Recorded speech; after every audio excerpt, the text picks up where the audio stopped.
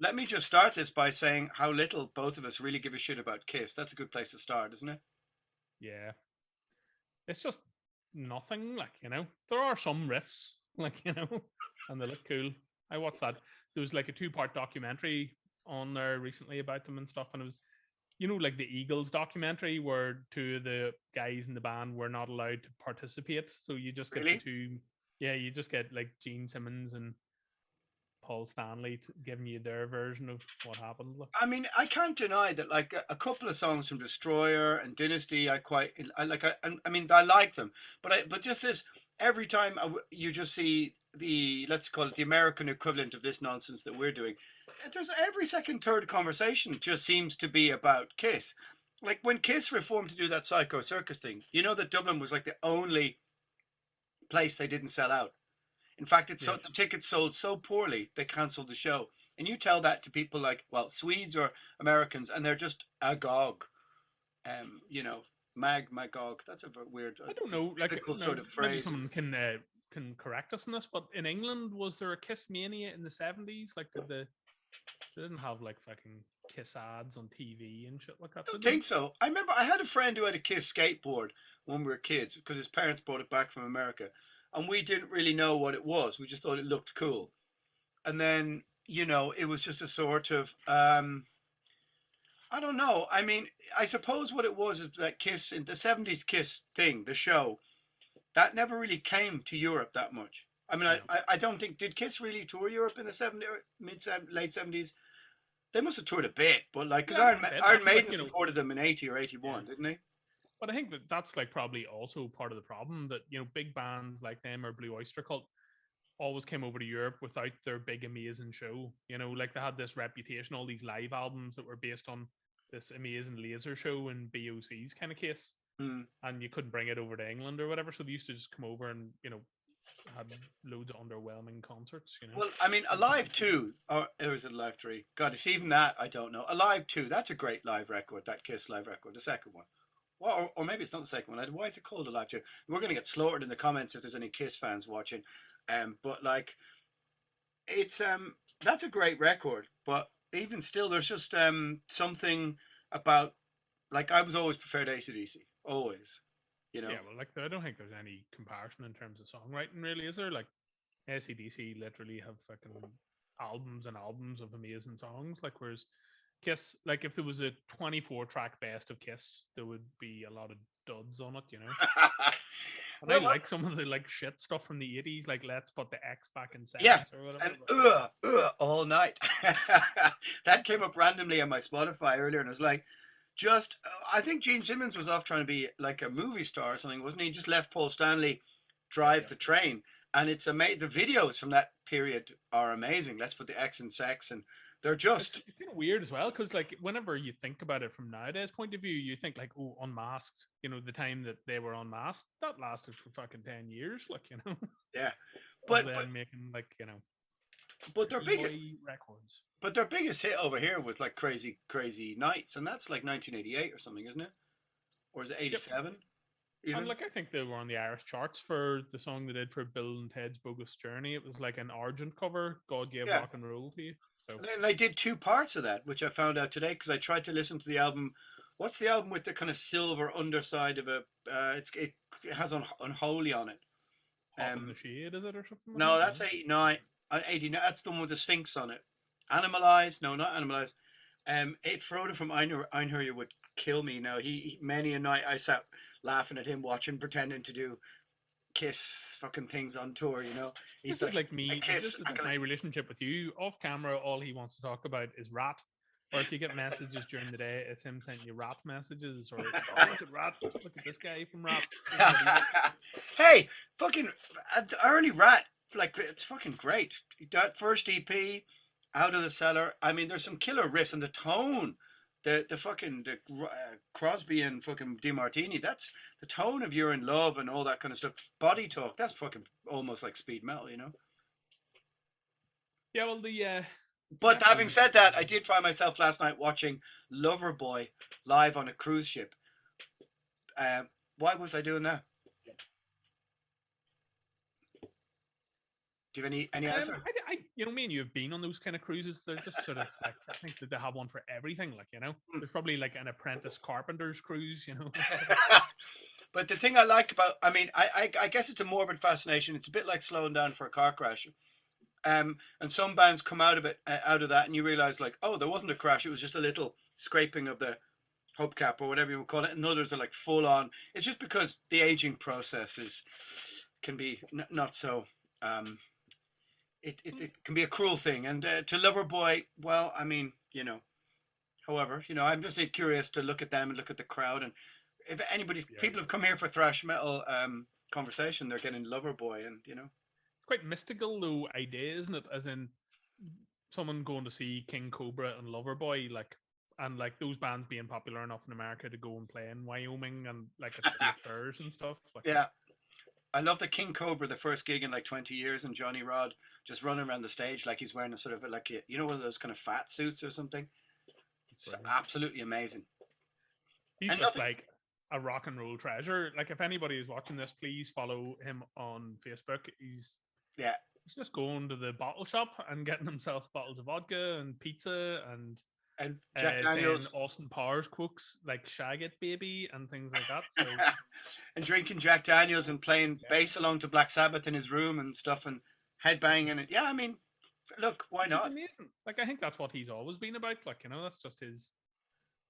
But I quite admire people who seem to lack any form of self-introspection or understanding of their mortality. I think that's quite a thing to be, you know, admired on some level. I think that's why Johnny Rod is behaving as he is. He's just like aware of his own mortality. He's like, or else he's drink this now. When? Or else he's not, and he's just like, he's no. It might as well be 1987 or 1997 or 2007. Who cares? Yep. You just keep partying. Did we talk about this before? It wasn't he in one of those bands who were called ASP, like as in Wasp or whatever, but without the W. You know, like they have the same thing with Dokken, like where everyone apart from the singer will get together and they'll come up with some shit. Oh, yeah, didn't they? They did that. Well, there was Randy Piper's Animal. They made 2 albums, and they're actually not bad records, actually. Yep. No, I mean, no one will believe it, but they're actually pretty good tone and really pretty good songwriting and stuff. You know, I mean, nobody give a shit, but so I don't know. I presume maybe there is an asp, but isn't an asp a kind of a snake? Yes, it is. See, there. I mean, there's an untapped well of album covers, and you know, they have a ready-made image and a ready-made icon, and I should be their manager. I'd say that they would be very happy with that, man, if you said you want to manage ASP or any of the anachronisms. But you do have to admire that kind of. I watched him doing some weird YouTube interview, and he was just like, literally, yeah, I'm going to party till I drop, kind of thing. And you thought, yep. Oh, it's hard to argue with, really, isn't it?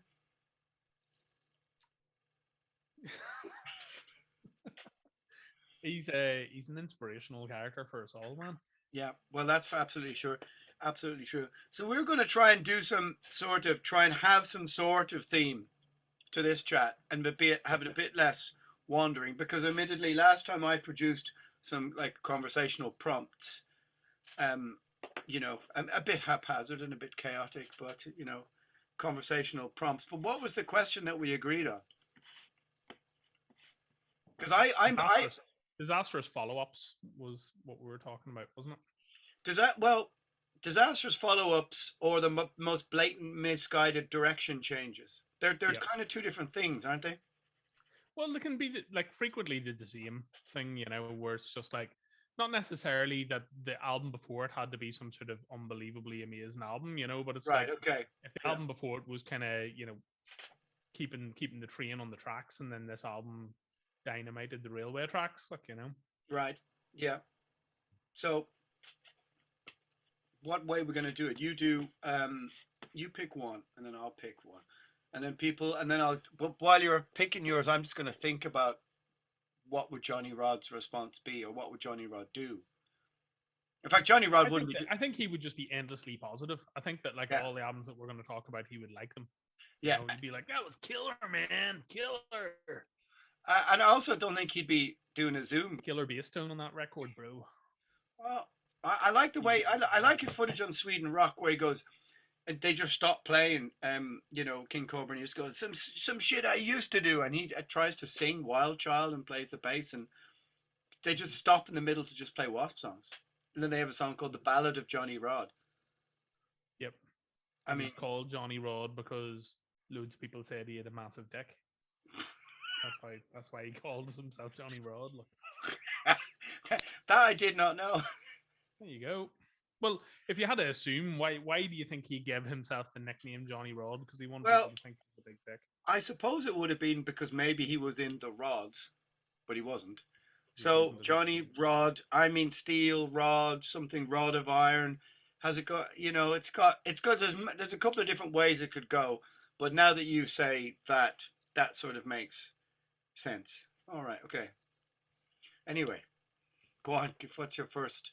An album that is like a disastrous change of pace or whatever, or well, like Risk, a really bad follow-up. Risk is obviously the number one, really. Like, I know a lot of people go on about Saint Anger. There's a lot of people, in the press and stuff at the time who were heaping praise on Saint Anger, and like we're talking about how great it was. Whereas like Risk by Megadeth, like the minute that it came out, it was just like everyone was aware it was a huge mistake, and they were just did fuck things over massively. I think whenever they did Cryptic Writings, which was like kind of, I love that record. Popular album, and there was some fast songs on it, and etc. etc. I think there's some great songs on that. Trust is great. Secret Place, the Disintegrators. I mean, I think that's a really good hard rock record. A really good. Well, I think what they were trying to do was trying to please everyone. Let's have some radio songs. Let's have some heavier songs and have some fast songs, which was great. It's got great riffs and it's got great production, and which of course Mustaine went back and sort of fucked up by trying to remix it, didn't he? He did that with all of them in this, like, obviously they spent at the time hundreds of thousands of pounds making, Countdown to Extinction, and then he remixed the whole thing and triggered all the drums over the course of one. Yeah, got rid of a Max Norman production, for triggered drums. But now they're back to the original mixes, aren't they? Or are they? Some of them are. So on Spotify and stuff, and on release, you can get Peace Cells and you can get Rust and Peace in the original mixes. They've been remastered. Because it really frustrates me. It really frustrates Euthanasia. Really frustrates me because that is an amazing production. Yep. And like only yesterday. What's that song? Train of Consequence. No, Train of Consequence. Yeah, that's such a brilliant song, and it's ruined now. They've taken out the depth out of the drums. Like it's just the whole. But it's also like the whole thing of triggering it completely, where it's kind of like you had these amazing drummers playing on the album, and now we just have these random triggers replacing all their drum hits. Yeah, it's just. I mean, that's just an outrageous decision. I mean, so far so good. So what? I could see the wisdom of adding it as a bonus disc with a bit of bass. And like there's hi-hats, but now there's like trumpets on Into the Lungs of Hell. Yeah. Trumpets, and there's the weird mixes and the demos of it are pretty cool. Actually, you sent them to me, but the things that are just randomly added, and you can't just. It's like he doesn't understand what Megadeth means to all these people who've grown up with those records, and it's like that's your child. That's as far as it's what is such an integral part of my heavy metal childhood. That you can't just add trumpets to In the Lungs of Hell. You wouldn't catch Steve Harris doing that. Well, it's one of those things, isn't it? Like when Ozzy, they re-recorded the drums and bass on those albums, and people were immediately curious about it. But that was, I think, a lot of Megadeth fans, young ones anyway, like probably don't know. Where they're just used to hearing, the 2003 ones. Yeah, maybe, I don't know. But Risk is, I mean, oddly enough, I had to do a retrospective of Risk.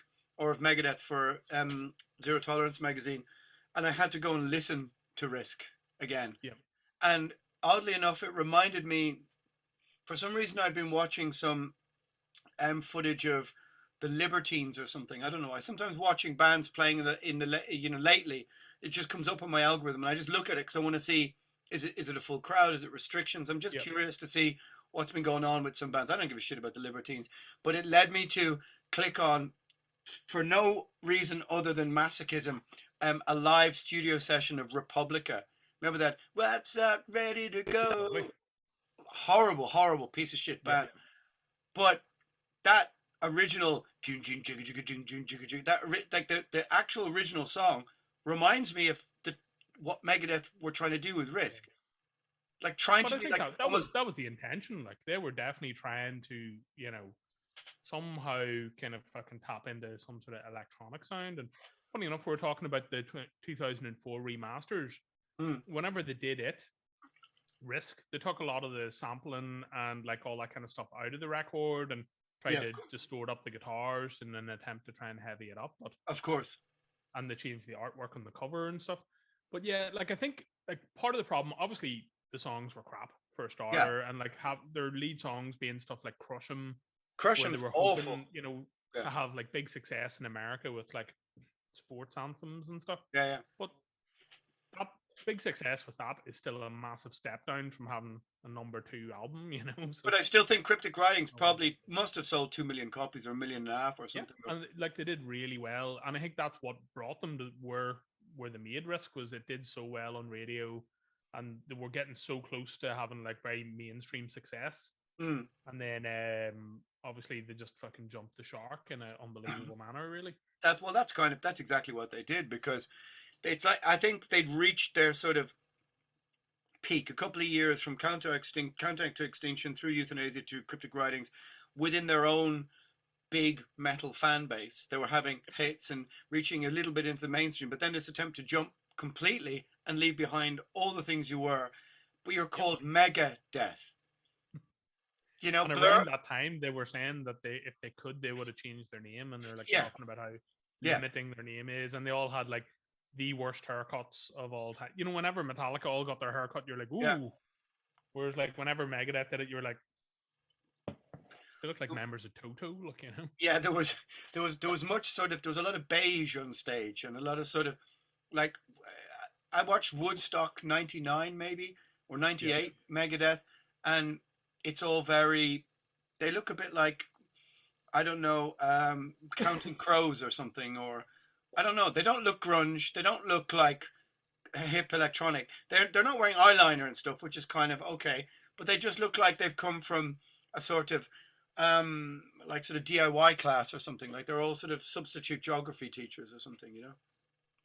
Yeah, they just look very of the time. But like to be honest, they've always done that. Like if you look at all the countdown pictures, it is very check shirts all round. You know, Yeah, everyone's but they wearing. still look rock though. Like they're still, Yeah. there's a lot of flannel going on, but there's a lot of big hair going on. There's a lot of Yep. kind of like moodily looking at the camera. But Risk is something else together. And then the sort of arbitrary, well, sort of ridiculous notion of Mustaine blaming Ulrich for it, sort of Yeah. posthumously, you know? And also blaming like Marty Friedman, kind of being all like he was like, oh, if we don't make this record, I'm gonna leave the band. Or he said that he recorded Crush 'Em and then went outside the studio to be sick. And you're like, come on, man! Like literally, you produced this record, you wrote all the songs on this record. You clearly agreed with the management's idea to make this record. Like you know, so But also, I get it must be strange to be in a band that was so huge and on the up in only 5, 6 years before, playing stadiums, to all of a sudden you're now playing to yeah, 600, 800, and you've got wages and bills and everything. I've heard about some members of Megadeth is that they weren't quite, shall we say, um, putting their money away for a rainy day. yep. It's the rumors that I heard. And all of a sudden you've gone from going like Clash of the Titans type stadiums to, oh, you're now playing to 600 people. Now it's 500. Now it's 400. I mean, you saw them in London, right? That for that tour, right? And 2000 and yeah, around then. So it was, but like they were still able to fill the garage, you know. So whatever that was, like But sort of. that's like fucking only 600 or something, isn't it? No, I think it's like over 1,000. But you know, again, you know, talking about things that have not gone well, like playing one song from the album on the tour, you know, Yeah. and etc. etc. And like I think that was the end of them with Capital as well. Capital realized, listen, would just have gone from having albums that have sold millions and millions, and then Risk only sold whatever a couple of 100,000, and that was the end. Would it Like have really, would it have even hit 250,000? I wouldn't have said so. Well, maybe because there were people like me who were massively into cryptic writings who Yeah, had pre-ordered the I mean, album and stuff. I didn't I was on the day off school to go. I went to look for it, and I don't own it. I No, remember. I mean, I'm a person who I'm not one of these older dudes who just doesn't buy anything after 91, 92. Like I have all Megadeth albums. I still buy the new ones. I've got World Needs a Hero there. Blah blah blah blah blah. But that one, it's just not there. I think I was so disgusted with the whole Crush 'em, whatever that was. That what was the game, Duke Nukem or something? that was another song they did, but it was for like Universal Soldier Part Oh, 2 or whatever. yeah, which But still, it was all incredibly like again going from making songs for Arnold Schwarzenegger movies in the mid-90s to making songs for like Dolph Lundgren movies. Is that kind of like going from Nightmare on Elm Street to Ghoulies? Is it? Yeah, hang on, exactly it, man. hang on, I have to pause for one moment.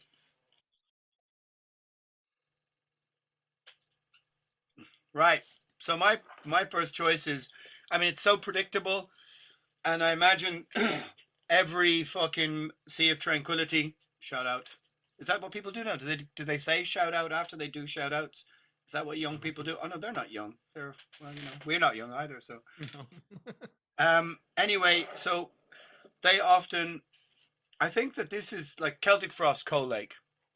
I mean, it's so fucking predictable as a misstep, but it's arguably the greatest misstep in the history of metal. I got into Celtic Frost maybe a year before that, 87, and Into the Pandemonium, um, around about just between Into the Pandemonium and Cold Lake. But of course, I bought. The weird thing was in Dublin at the time was that in this moment, thrash was so popular, like mainstream thrash. The things from the early 80s had just gone, like you could get them. Metal was so popular, like the secondhand record rack on a Saturday in like DTK or Razor Cuts or all these stuff. It was like 120 records deep. And so whatever money you'd saved up from during the week, £3, £4, if you went to town, I used to get the bus into town for like 60p with £4, and you could buy a record, and then I'd walk home, which was whatever, just get to buy the record, or you'd have enough for the bus home. And I used to do that every Saturday. Sometimes you'd have £7, you could get two, but I remember getting Emperor's Return, Morbid Tales for like 250 each, and then the next weekend getting into the Pandemonium, so like all the Frost in one go, and then buying Apocalyptic Raids for £1. No one, On vinyl. yeah, I mean, no one gave a shit. It was like this is 1987 now. No one gave a shit because everything was about 87, 88. Everything was about the Black Album or the fucking Black Album. God damn it, Testament, Nuclear Assault, Metallica. But metal was, and just for all everything, metal was so popular that people were just selling the records about the next previous week just to buy fucking cans and whatever. Yep. But I remember Metal Forces magazine. Um, that's the one you used to have to really root out to buy. The night. What was that? Is that the New World Order listening to us? Oh, you're being attacked there from the rear. Well, young fella, how's it going? Okay, go on. Yeah, and so I remember turning over the page, and it was an ad for Cold Lake, and it just said, "Summer's over, the frost returns," blah blah blah, and it was just them with the huge hair, and I just remember forget the guitar player Oliver Amberg had his pants were open, like they were just open in a V with his little fluffy pubic hair, and it was just like, this is a look, accept it, with his braces, and I just as much, even if I'd only been into Celtic Frost for a year, just couldn't, like, me and my man were looking at the picture going, that can't be right, that's got to be a mistake. And then like they always were incredibly image conscious though. Like I think like what it was, obviously now there's the whole story about how this happened and his misses and whatnot. yeah, I mean, I think that story is, well, I think it's kind of true, but I think so to some extent, but like what I would say about Cold Lake is that to me it seems that like they started writing a whole bunch of these songs, and like some of the riffs remind me a lot of the early Celtic Frost albums. Yeah. But it seems to be like that halfway through writing a bunch of the riffs, they just took like for all the songs being called Sleaze Patrol or whatever the fuck it is, like none of the music sounds particularly cock rocky. Like there's no No. heavy hair elements on it. There's no like super like not even the kind of stuff like fucking Mexican radio or One in the Name of Pride or whatever. Like I think that it's an incredibly dreary, riffy record Yeah. that someone has had to write a whole bunch of new lyrics for, where they were like, let's make all these songs about cock rock, even though the music has no relation to it whatsoever. I think there's some songs like Downtown Hanoi or Juices Like Wine. Like they're not, if you slowed them down and tuned them down and played them with the old Frost whip of the Throne Emperor, and he's trying to sing like glam rock, but he can't really do that. I mean, if you deconstructed all those songs backwards into where they came from, you could probably make a Vanity Nemesis record. But it seems, I mean, but like now we talk about like people talk to me about records from 2000, and I think that that's modern. But don't forget that Coal Lake is only 4 years from Hellhammer. 4 years. And in those 4 years, 88 to 84, and in those 4 years, it went from being like to like it's almost unheard of. Now, like sometimes it takes us 4 years to go from one bloody album to another, and in that 4 years, what have you done? Well, not much. But I think what it was is I think what that album is, it's a cocaine folly. I think the band went on tour to the USA, they got opened up to rock and roll, and I think that Tom's girlfriend and whatever it was happening about all that stuff, I think they just wanted to make a kind of I don't know, like a rock record, a glam rock record. Like no doubt about it, they wanted to be bigger, you know. And I think that someone talked them into the idea that there was only so successful they could be with their subject matter, and I think that's why there's a lot of the musical elements of the past kind of there in some guys, but like lyrically and especially vocally, man, it sounds like loads of it. Like whenever Halloween had those joke songs, from the mid-90s about flying eggs and shit like that. Loads of the lyrics kind of remind me of that kind of thing, where it sort of seems like instead of being evil and talking about fucking castles and shit, he's having to write a song about fucking like I don't know, like Downtown Hanoi, Hanoi. And his vocals just sound as if someone said, "No, man, that's not how you should sing. You should sing like this." And he's like, "Really? Are you sure?" Well, the problem is that the reference points of that kind of singing. That's the 88 is the first Cinderella album. It's LA Guns. You know what I mean? Like it's proper fucking like I'm a big Cinderella fan. I love the first two LA Guns as well. I mean, that's Phil Lewis. That's fucking what's his name from fucking Cinderella? Tom Kiefer. They were living that life in the same way that like Hellhammer and Celtic Frost had to been living their previous life, and they looked the part, and they were about that. Well, hang on. But think about this: like Hellhammer were like they didn't play gigs. They were a bunch of dudes who were hanging out in their area in Switzerland who were sort of, getting all their stuff on to rehearse and take photos and this, whatever. Cinderella were like LA staples since 83, their first demos and live shows. So, I mean, bands like Cinderella and LA Guns were living cocaine, fucking touring rock and roll by 87, 88. And the thrash bands sort of like stepped into it, I think, a bit unwittingly. I don't think it was their thing. Maybe it became their thing, of course, but it wasn't really their thing. But if you're trying to change your voice and your let's say your the people you're looking up to are like Tom Kiefer. I mean, he's a brilliant singer. He's almost there with Steven Tyler or something. To try and just go, okay, that guy, like, you haven't a hope. I think some people made that transition quite well. Like, obviously, first and foremost, James Hetfield went from a guy who couldn't sing to being an amazing singer. Well, do you think so, though? To some extent as well. Do you think like, people like Tom Araya, I think, just realized they were like, there's no, my voice cannot do anything else, so let's just stick with what we got. But, well, hang on. I mean, there is an alternate universe where which I prefer for Slayer, where they follow Spill the Blood and Set the Heaven Out the Gate into this slower, darker, other future. Tom, you can hear Tom can hold notes when in South of Heaven, and James Hetfield. I mean, his voice is very mature, but don't forget by Ride the Lightning, he's singing Fade to Black, which is, I mean, this is masterful singing, and he also has great control of a lot of power in his tone.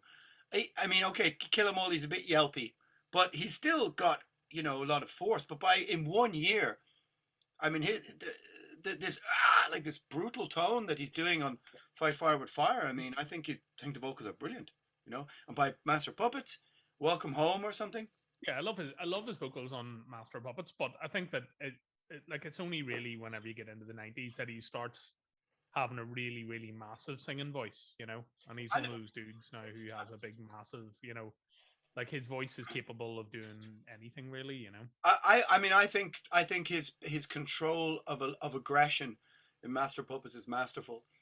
I think that brutal voice, but to control it through a couple of ranges. Okay, maybe it's not that high or anything. I think is very, very, very powerful, and his diction and his timing and everything. I think it's, but especially, the thing that's weird about that as well is like his voice from Master Puppets, same as Mustaine's 80s voice, doesn't exist anymore. It's not as if it's like like Belladonna where he can do that voice. I think that their voices change so much that they're no longer able to freeze the way that they used to. But isn't the grit you had when you were 24? It's hard to do it when you're 58. Like I mean, when I showed you the video of Metallica doing Whiplash at the secret gig, whatever it was 2 weeks ago. Hetfield sounds really good. He sounds really strong. Yep. Like actually, like I think that almost the pinnacle of his voice is on Garage Days, the expanded CD. He sings the fucking hell out of Merciful Fate, and he sings Turn the Page. Stuff like the Sabbath tune, like Sabbath, brilliant, really high long notes, and Turn the Page. That's just made. I don't know how we got on to this, but yeah, okay. Let's get back to Cold Lake. Oh yeah. So yeah, but it's so. Again, that's how you sink it. Cold Lake. That's how you sink a career completely. Like so bad that the next, as you mentioned there, the album that they made, the Sorry About Cold Lake album that came out in 1990, was really badly received as well because people said, they're just trying to, fucking make an album like their old stuff and they've no conviction and people. And I'm a fan of Vanity Nemesis. I mean, I bought it at the time. But the problem with Vanity Nemesis is that in 1988, let's say 87, Into the Pandemonium, people are. I mean, I heard a story from the guys from Morphosis, the Asphyxia guys, the old Irish thrash band. If you don't know them, you should check them out. But they were in Morphosis, and Vinny told me they went to, was it Hell on Earth festival in '87 in Birmingham or something, which is like Voivod, Celtic Frost. And he said that people were throwing things at Celtic Frost when they played Mesmerized and Babylon Fell. Like they were just like not having you're into the pandemonium shit. And I do wonder if Cold Lake was a complete reaction like, fuck you. We're trying to go, like, just fuck off with your whatever this is. Because they played with Virus as well, played and all this kind of stuff. And I heard stories about that were pretty brutal. Voivod were supposed to play, then they cancelled. I think Celtic Frost played at Hell on Earth festival, so they didn't. But I know that maybe I've got the name wrong. I think it was in Newcastle, '87. Around then, and Virus with the support band on the tour. Yeah. Voivod did a tour in 1987, and it was like a Virus with a support band. Anyway. Well, I think it was '87. I think it might have been Newcastle City Hall, and I think that Voivod were supposed to play and got stopped at customs. And I think it was Celtic Frost, off the top of my head, Virus, Nuclear Assault, somebody else. But Frost got a lot of stuff for the post Into the Pandemonium moment, which of course in the fullness of time, Into the Pandemonium became the album that influenced Paradise Lost and My Down Bride and, well, fucking everybody, I mean, big deal for Primordial, whatever. But it felt like that Cold Lake was like an attempt to like kind of escape the pen, but it doesn't work like that. You don't get to, escape the place you were as Hellhammer and Dethroned Emperor and all this stuff, and go and play with Rat and Cinderella. And also, like by rule of thumb, don't like try and make a commercially successful Reach for the Stars album on Noise Records. You know, like No. I don't know what the deal is there. Why But they're hang on, playing hang it. on. Before you Like say, Halloween, like that was not like. Well, actually, Halloween were on yeah, EMI, come wasn't it? on, come on. Keeper of the Seven Keys did like over 1 million copies on Noise Records. No, but I'm not saying that like you can't have a successful album, but like I don't know why Noise weren't more vocal about saying, "Listen, squeeze me. You know, this is a horrendous idea. This is gonna go badly, guys." Like, you know. Yeah, but the thing about like it's just also, have you watched this Celtic Frost live in 88 or 89, the London thing? That was the that was the video. It No, was released. It's unfathomable. Like they're playing in Hammersmith Odeon. It's 89, I think. And it's with Destruction and somebody else. And a couple of people who were there who told me about it said it was only about 50 or 100 people there. Whoever this guy Oliver Amberg, it's like as if they'd given me the guitar and just went, just play whatever you want over all of these songs. And in fact, me 3 or 4 years ago, like the solo on the Usurper, you need to watch it. If you haven't watched it, it's one of the worst things I've ever seen. Like it's staggering. It's just. We were talking about this last time, you know, Yeah. Oh, horrendous VHS releases. Like, you yeah, know, yeah, yeah. why would you bring photo out disc? a gig that was so bad? Like, you know, Oh, you're probably under contract or photo disc. Yeah, yeah. yeah. But it's like maybe it's too much coke or whatever. I don't know, but he just can't play. Like it's just it's unspeakably bad. I don't know. Anyway. So what about But in fairness to, it took a long time to recover from the body blow, but you know, I will give it to Tom, knowing him a little bit. about that? But you know what, Can't man? push buttons. But I will say this, hang on. Isn't it? But, You know, but Monotheist is one of the greatest albums of that fucking decade. You know, the post 21st century. the reunion record. That is staggering. So maybe if we had to have Cult Lake to get Monotheist, I'll accept that. You'll take it, right? Okay, you go. Or continue with your Celtic Frost beating. I hope that's not the thumbnail. No, you know what? Most people are not going to know this record. Nasty Savage, Indulgence. Which I listened to it. I listened to it today because you put it in there. So is that the first time? Is that the first time you've ever listened to it? Well, Nasty Savage is a weird band in that when I was a kid, I loved the logo. Like I loved it, and I wanted to really, really like them. But I think the problem for Nasty Savage is I think I bought the first album the same day I bought Scream Bloody Gore, Razor, maybe Evil Invaders, and something else. Or I got a tape of Evil Invaders from the Asphyxia guys or Morphosis guys. No, that can't be right. Date's wrong.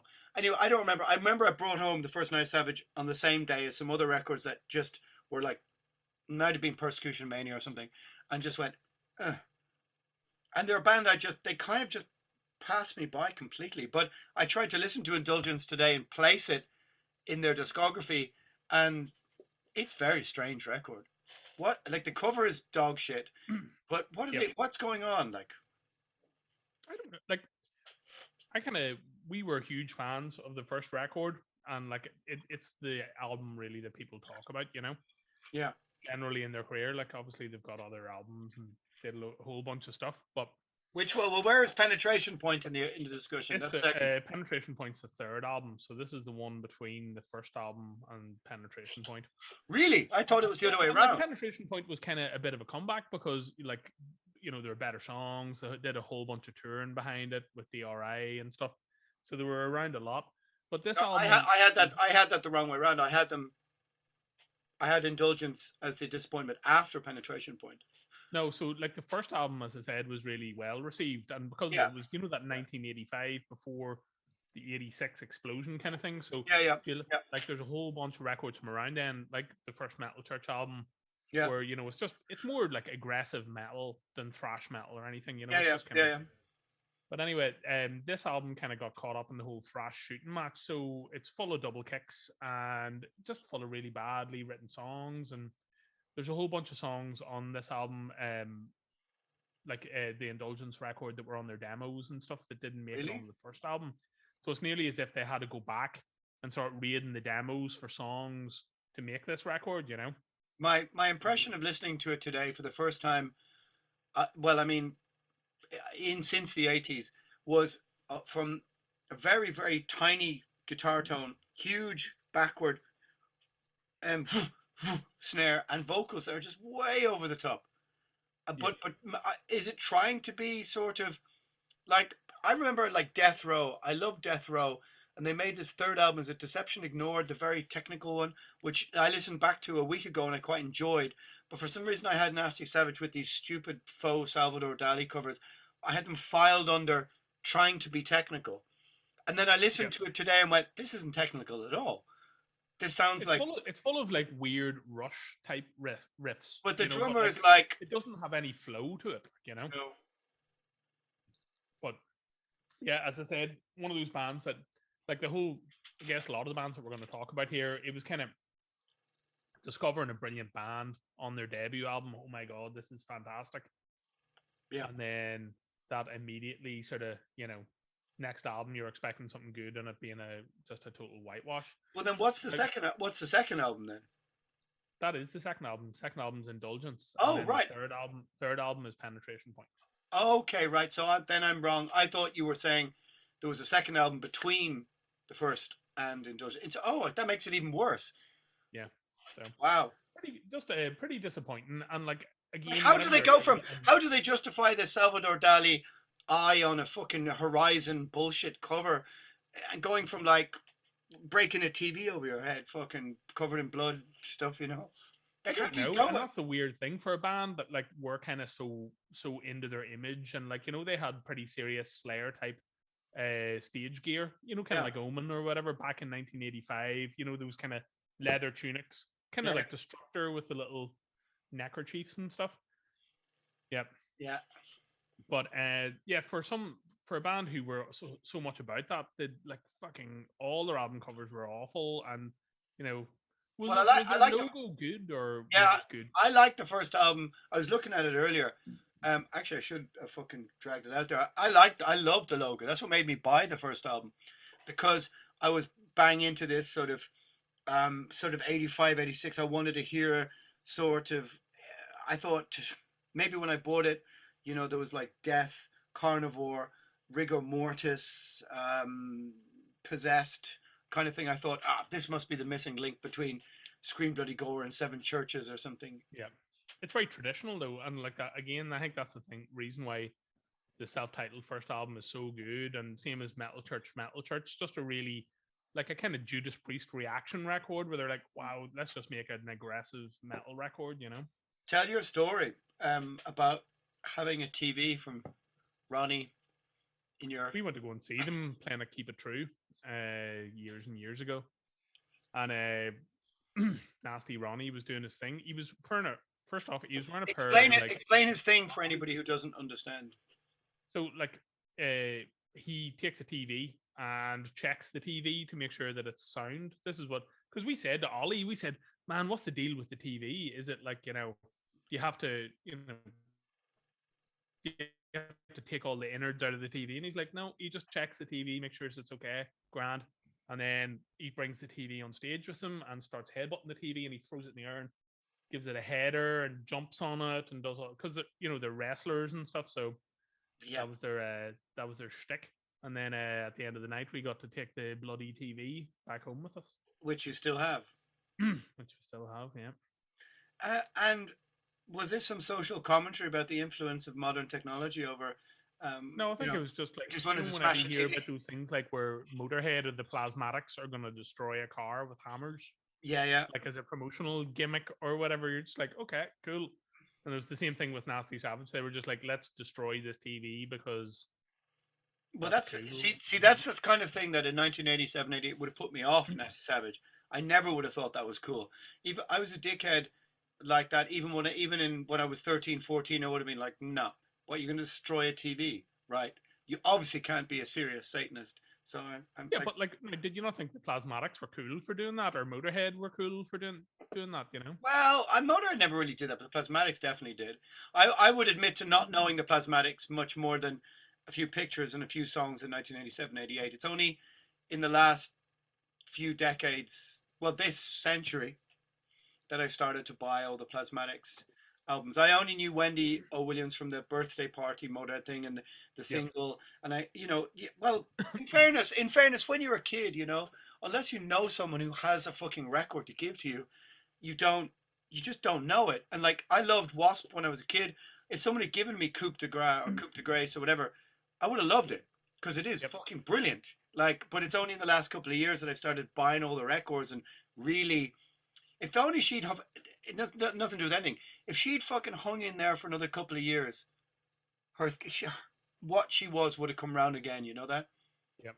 Like, can you imagine if she'd just hung in there for a couple more years? If someone had gone to her and said, "Right, in 5 more years you can play Muscle Rock and Keep It True and Headbangers Open Air," and she still looked great and whatever, and get a killer band, it'll happen again. But she was just a couple of years out of the loop. It's very sad. Yeah. Fuck, it is sad. But yeah, like apparently that was part of the shtick as well for the Another Perfect Day. Whenever they did the US tour for that, Motörhead had to go to radio stations in America, and they'd have like a Beetle car there, and like Lemmy and Filthy Animal would attack it with hammers, while Robbo was just standing there smoking a fag, being like, Another Perfect Day is an album that once upon a time would have been in this list, but now is rightfully recognized as a fucking classic. Yep.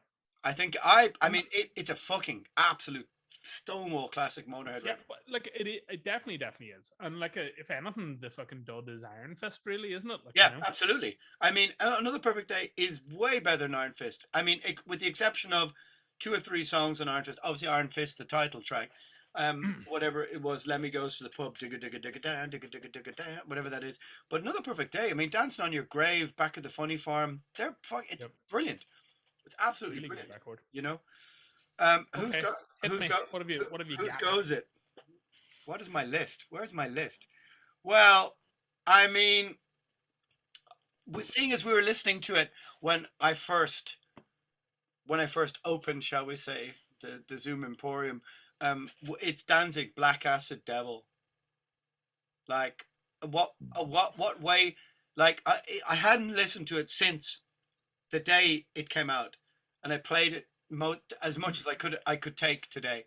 And if ever you wanted an example of killing your career and it never really recovering, like musically, okay, so he came back around that he could probably be paid 200 grand for a festival and play the first 4 records.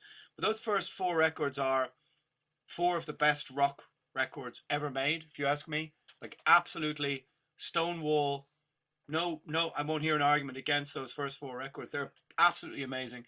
Up on a par or beyond with the greatest, any blah, blah, blah, whatever. But they go from like Danzig 4 to Black Acid Devil, which is just like drum loops, distorted vocals, like sort of, it's like sort of, it's like someone who doesn't understand. It was a disaster as well. It's a complete disaster. And there was no, and he never recovered musically from that, ever.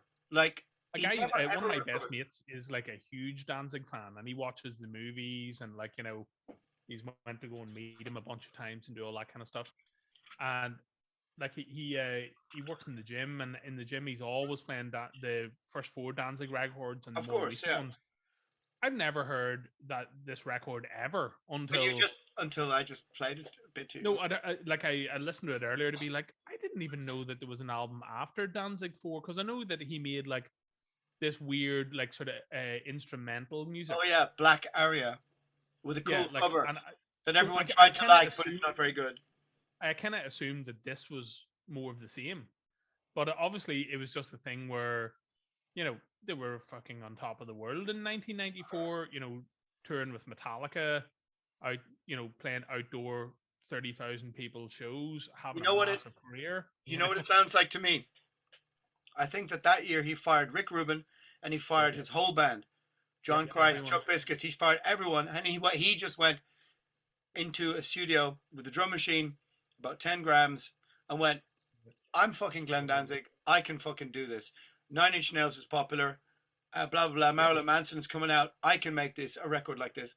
And but it also smells to me like a change of regime at the label, where it was kind of like, actually, I presume that since But there's no Ruben, this album didn't come out on Def Jam, did it? This no, album well, but came out next the month. thing about Danzig 4 is not produced by Ruben.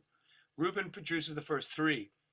Danzig 4 Right. is produced by Danzig, but still has the tone of the first three. Yep. If I'm not wrong, if I'm not incorrect. And I think that Danzig kind of moved Ruben aside to be like, this is my fucking band. And then started to move the musicians aside, who were, I mean, and he's never found a guitar player to be like John Christ or whatever his name is, you know? I mean, the guy from Prong is, you know, with the pinch harmonics and the, like, I saw Danzig a bunch of times with him, and it was just, this is the most un-rock and roll player to play rock and roll. Watching I don't mind them, but it's just that the original band looked like the Warriors. Yeah. You know, they're these cool dudes with Yeah. cool hairdos playing rock Yeah. and then playing blues riffs. But I And, saw like- them. I saw them in the '80s. But don't forget that, like, Danzig had, like, they had the tone of playing. You watch Tommy Victor trying to play "Long Way Back from Hell," and there's no, to me, there's no like, there's no. He's not a blues player. He's like a Yeah. hardcore guy, and there's full of pinch harmonics, and it's too brutal. And it's just like Black Acid Devil is like it's such a disaster. Like, Yep. it's so unmitigated. It also Basically, foreshadows quite a lot of those albums because it's Yeah. 1996, isn't it? Yeah. So the Downward Spiral, as you say, had just come out, but the whole industrial thing hadn't really massively kicked off. But So what I does that? presume But what does that? But Danzig what was does, thinking, oh man, I'm gonna jump the fucking crowd on this. I'll be the first one there. You know, it's gonna be a massive success. but what does industrial mean in this context? I mean, Nine Inch Nails, right? We're a band I never got back in the day. I did just, it wasn't my thing. I didn't care. But I have in the last couple of years gone back and re-listened and gotten into Nine Inch Nails, and some of their newer EPs are great. But I listened to the Downward Spiral, and you've got to marvel at the songwriting. But it's got choruses, it's got hooks, it's got Yep. it's got rock characteristics. It's just done in a smart, intelligent, and sexy way. And then you got Danzig. It was like, dude, what are you doing? If you want to be like this, hire one of those guys to be in your band. Like pay, you know, pay Trent Like, Reznor, it was- pay Trent Reznor 50 grand to write songs with you or something. You Yep. know. That would have been a way better idea. Like he literally threw away a massive career, and like also, if any of those people had a crossover into the mainstream ability, like you've heard, you know, some of the ballady stuff that he did Yeah. on Skeletons and stuff like that, I think that he could have had like mainstream hits with ballads and stuff in the mid to late 90s if he had chosen to go down that route. And it sort of seems that instead of trying to reach a wider rock and roll audience with his amazing Elvis type voice, he was just going back into a smaller underground kind of audience. It's weird. I think you're probably right. I think that Danzig is not as tethered to the notion of heavy metal, like you know, traditional heavy metal, as some of the people that we're going to mention. But he still did have a huge. Don't forget that Demon Sweat Thrall live threw up a live version of Mother that was all over MTV, which was like a chart hit in the USA. And they were like, Yep. Danzig themselves were sitting on millions of record sales. Exactly. Well, like that was 1990. It wasn't the first album. It was like the Mother Yeah. single. It was whenever Yeah, they were 95, doing the Metallica 95. tour, and it was a huge deal. But that's why it's so hard to understand. That was 94, 95, and they were doing these massive shows, really popular. And then he does this, you know, which again, same thing as Risk. It just like it hit the fucking wall. And arguably Metal since metal, then, Danzig has never made anything worth listening to. Okay, the Lost Tracks of Danzig, that double CD, which if he was clever, I think, well, he would have just never released and just taken all the songs from CD one and gone, here's the new Danzig album, because they're fucking great. Crawl Across Your Killing Floor, whatever it is, blah blah. There's some great songs on that double disc thing. It looks like shit, but there's some great songs. And if you just take and put the 13, the Johnny number 13, whatever, put that on the end of it, it could have been a return to form. But instead, he persisted with a Death Red Saboth and whatever the album before, with like bargain basement, like almost drum machine sounding stuff, no guitar tone, like it just, I don't know. It's just okay. Now I've seen Danzig in the last couple of years, and you know, and obviously the Misfits came back and whatever. Like those four albums are immortal, and Misfits are immortal. Samhain, of course, I love Samhain as well. So the dude has made like 12 records probably in his lifetime that I fucking love to the point of 8, 9, or 10 out of 10. So I mean, Hmm. that's more than most people have ever made. But it's just but just how he sabotaged or like just fucking brutalized his career for almost 20, 25 years creatively. It's just unfathomable, you know? Yeah. Just as you said, just fits every categoristic tick Yeah. for being a total Sorry, disaster. Glenn, we can have I need a pee break and then I'll be back. Do, do, do, do, do. Right, go on, it's your go. Well, I'm going to talk about "Tapping the Vein" by Sodom, which is Okay? big one for me because I absolutely friggin' loved Sodom so much. No. Now, there's probably some people who would say that "Better Off Dead" is the disappointing album, but I Nope. think that there's still loads of great songs in "Better Off Dead." And Yep. "Tapping the Vein" is whenever their albums just started to sound generic. You Yep. know, I don't necessarily have a big problem with the production. It's just like, Really? it's, yeah, well, like it's not good. Obviously, it's bad, but man, the songwriting just takes a massive hit. Yep. Massive hit. Yep. I'm with you. I Now, think I think Better Off Dead is a fucking brilliant album. It's memorable. It's got killer songs, killer hooks, Stalinorgal, fucking tarred and feathered. like for instance, you would much prefer it to Impact is Imminent, or fucking Yep. Souls of Black, or any Yep. of those 1990 Anything, hits. any of them. You know, Yep. Any of them. I'm a Better Off Dead fucking. I mean, a part of me almost prefers it to Agent Orange. Actually, yeah, I would probably agree because there's a really cool sort of punky sort of vibe about Better Off Dead, and I think there's a there's a. really different sort of like there's a load of different styles on there. But I think there's some great. I mean, the production is brilliant on Better Off Dead. It's got great choruses. What's the fucking? I mean, you've even got some like really really good singing. No, no, no, no. Capture the flag, and it's got Yeah, so many good Hard songs. and Feathered. There's loads of great songs, but I Stalin think that Orgel. again, this is why we're talking about Tapping the Vein being such a disappointment, I thought because it I'm was struggling just. to remember the names of many of the songs. I think let's be honest. I mean, that whole era. I did a call from the grave about Sodom, and Better Off Dead until Code Red. I'm the fucking. What is this? I have some The one with more the fond kind of stupid feelings about some of those albums, but record with the two bellies, Ababita Metsana, whatever. Like yeah. the one with the sort of S&M themed record. This can fuck off. This is just with the atomic stife, and it's just rubbish. Yeah. But I Rubbish. think that was the problem really with it. Like, Tapping the Vein, Into Masquerade and Blood and stuff. You could see that they were desperately trying to also appeal to a death metal audience. Tapping the vein is Um, trying to be death metal. Yeah, I think so. but like I don't know what the whole idea was behind it, because like as far as I know, Better Off Dead was a really successful record for them. Isn't the idea really that the guy who played on Better Off Dead is Misha from Assassin, the guitar player, and then Yeah, the guy who played on Tapping the Vein is just a guy who was drinking in the bar yeah, where, he's where some they dude. Because some like dude. he was on Marooned Live and all that, Andy Briggs. And as far as I know, the dude couldn't really play guitar solos. So whenever they did, all those records around there, and it was just really super punky, and just no nothing to the songs. And the thing is, see, whenever Sodom go into that kind of pseudo fast kind of zone, Tom's singing gets very one dimensional, and the slower their songs are, the more that you have like sort of just amazing sort of gloomy parts in some of the songs. He can do some brilliant things with his vocals. Yeah, I mean, Better Off Dead had some like. Now we go to a time of revival, freedom, liberty, and love. What's that song? What song about his father? Um, Oh, Reincarnation or whatever. Possibly. There's some really good moments. I mean, they're doing Cold Sweat on that record, which you don't approach if you haven't got a fucking top. I mean, Witch Hunter's on top of his vibe.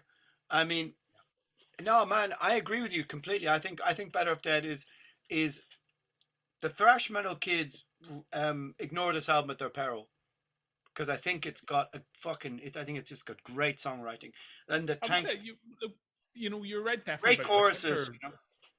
Like he was playing better than ever. Yeah, Around that period. absolutely. Yeah, But yeah, just kind of sad, and I suppose like all those German bands had albums around then that had a trying to reach for a crowd. Tankard made some rock and roll albums around then, Stone Cold Sober and stuff. And the what last, a the cool last, the era. last Tankard record I knew was The Morning After, which is what 88, and Yeah, well, let me look that.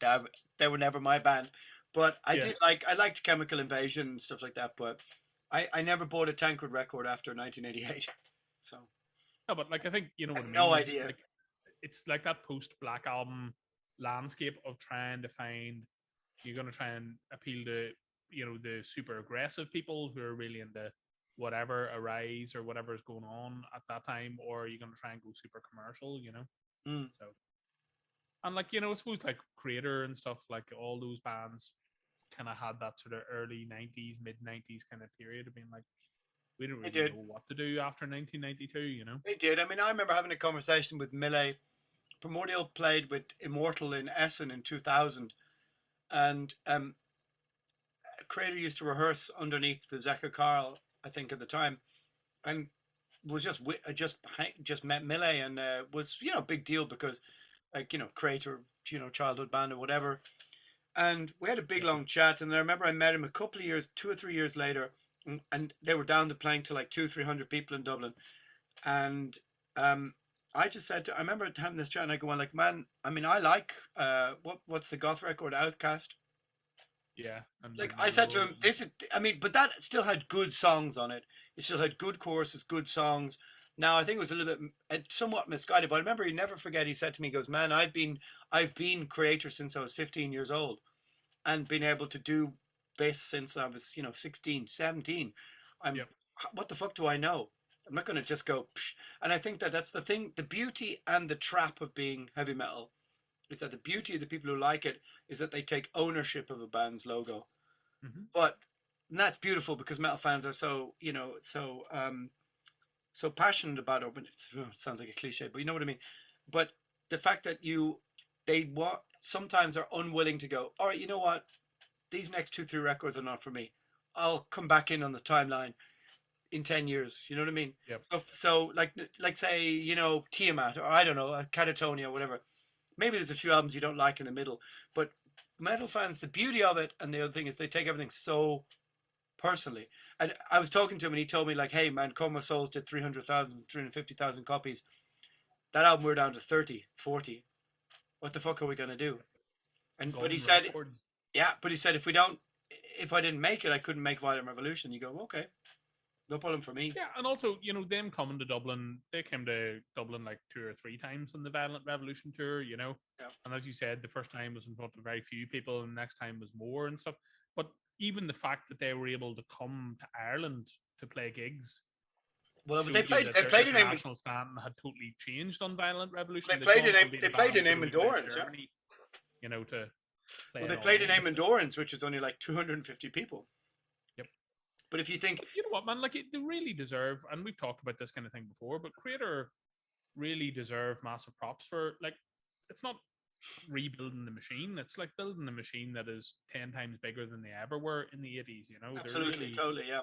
really massive band. And if you go and see them now, their set list is well, not entirely, but about 70% of it is songs from Violent Revolution and after. Yeah. Because all the kids who are there to watch the band don't give a shit about Toxic Trace. No, Me and you are the only people who are like, play Toxic Trace. yeah, I did actually ask him, I mean, like, why can't you play Toxic Trace? And he was just, it's whatever the chords are, the tone is just too weird or whatever, It's on the verge of being out of tune or whatever, I don't know. I love Terrible Certainty. I mean, that's my first Kreator record. So Now this will throw you out on a limb here. I prefer it to Violent Revolution. So yeah, absolutely, yeah, totally. Well, I mean, obviously, I mean, anything from the 80s, I prefer to anything modern. But Terrible Certainty Terrible Certainty is a really strange tone. Like, it's a very middle high guitar sound with a very small bass tone, with very live drums, but very hard modern drums. But Storming with Menace, I mean, Just a brilliant, confused, storming. like so far so good SWAT style sound, where they're Yeah, like, should there be loads of reverb on everything for some reason or not, or that's what? We don't know. that's a great comparison. It is very much like Savarsa So What, and it's lacking like a it's lacking a big bass end, you know, which in very many records from 88, 87, it's like this just went out of fashion to have a big bass tone. But yeah, it's, I mean, there's Blind Faith, it's Storming with Menace, One of Us. I think it's fucking brilliant. It's a brilliant record. And Out of the Dark into the Light, which, you know, then we, you know, has all the New Wave British heavy metal covers, Impossible to Cure and all that kind of stuff on the B side. But I mean, I prefer Terrible Certainty to Extreme Aggression. Yeah, I would say so too. But the difference is 9 out of 10 to 8 or something, you know. You know what? Like, I would probably listen to the first album more than I would listen to Extreme Aggression. It's not that I don't like it. I think I probably listened to it too much. Maybe. Whenever I was very young, you know. So maybe, yeah, I listened to it a lot all the time, you know. Whereas like first album, it's the same as like first Sodom album, and you know the Destruction EP and stuff. There's like a load of charm about, you know, its kind of its sound, you know, and the whole vibe. Do you know what I fucking love is Renewal. I love Renewal. Europe After the Rain. I really love that record. I think it's fucking great. I think it's a great record.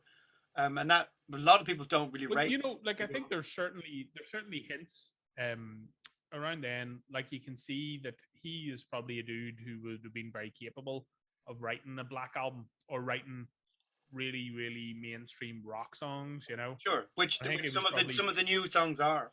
Yeah, but I think it's probably just his passion for Kreator. He could have probably ended up in, you know, one of them kind of Pink Cream 69 type bands. No, what I mean is like, no, I don't mean that. I just think Renewal is just full of just great songs. His voice, whatever the treating they did when he lost the black metal from his voice, which, look, it happens. You know, we can't all sing Pleasure to Kill forever or whatever. That from his voice, I think, is gone. I think it was gone in 1991. But Renewal has just, I think it has great songs on it. You know, does Ventor still do tunes with him, or does he only do the Ride the Violence? Does he only do those songs, or like on the new albums, like Ringo, will be like one Ventor song? Or no, I don't think so.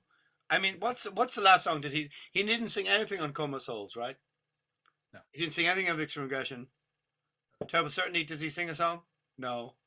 Pleasure to Kill? Yeah, of course he does. But like, isn't it weird? Like, because the first Death Angel album's kind of like that as well. They're like, hey, the bass player's going to sing a song. Really? You know, I think the first song, Thrashers or whatever, it's not your man singing, is it? Like the bass player sings it, you know? That's a very good point. You know? And I think that goes back the voice is, you're right, the voice is totally different. Thrashers, Thrashers. That the first opening riff of Thrashers does my head in. With the little, whatever that is, the pinch harmonic sweep thing. First Death Angel, man, Frolic. I'm getting fucking teary eyed here, but the Ultraviolence is such a fucking killer record, man. Anyway. And you know what? It's one of my favorite album covers, and the back of the album as well. Like, it just, like, I thought, man, for an album that is obviously quite, like, it sounds like a low budget version of The Legacy by Testament. You know, it's got that real similar kind of vibe. I think the tone on Ultraviolence is way better than The Legacy. I mean, I think that sounds way better. I think the I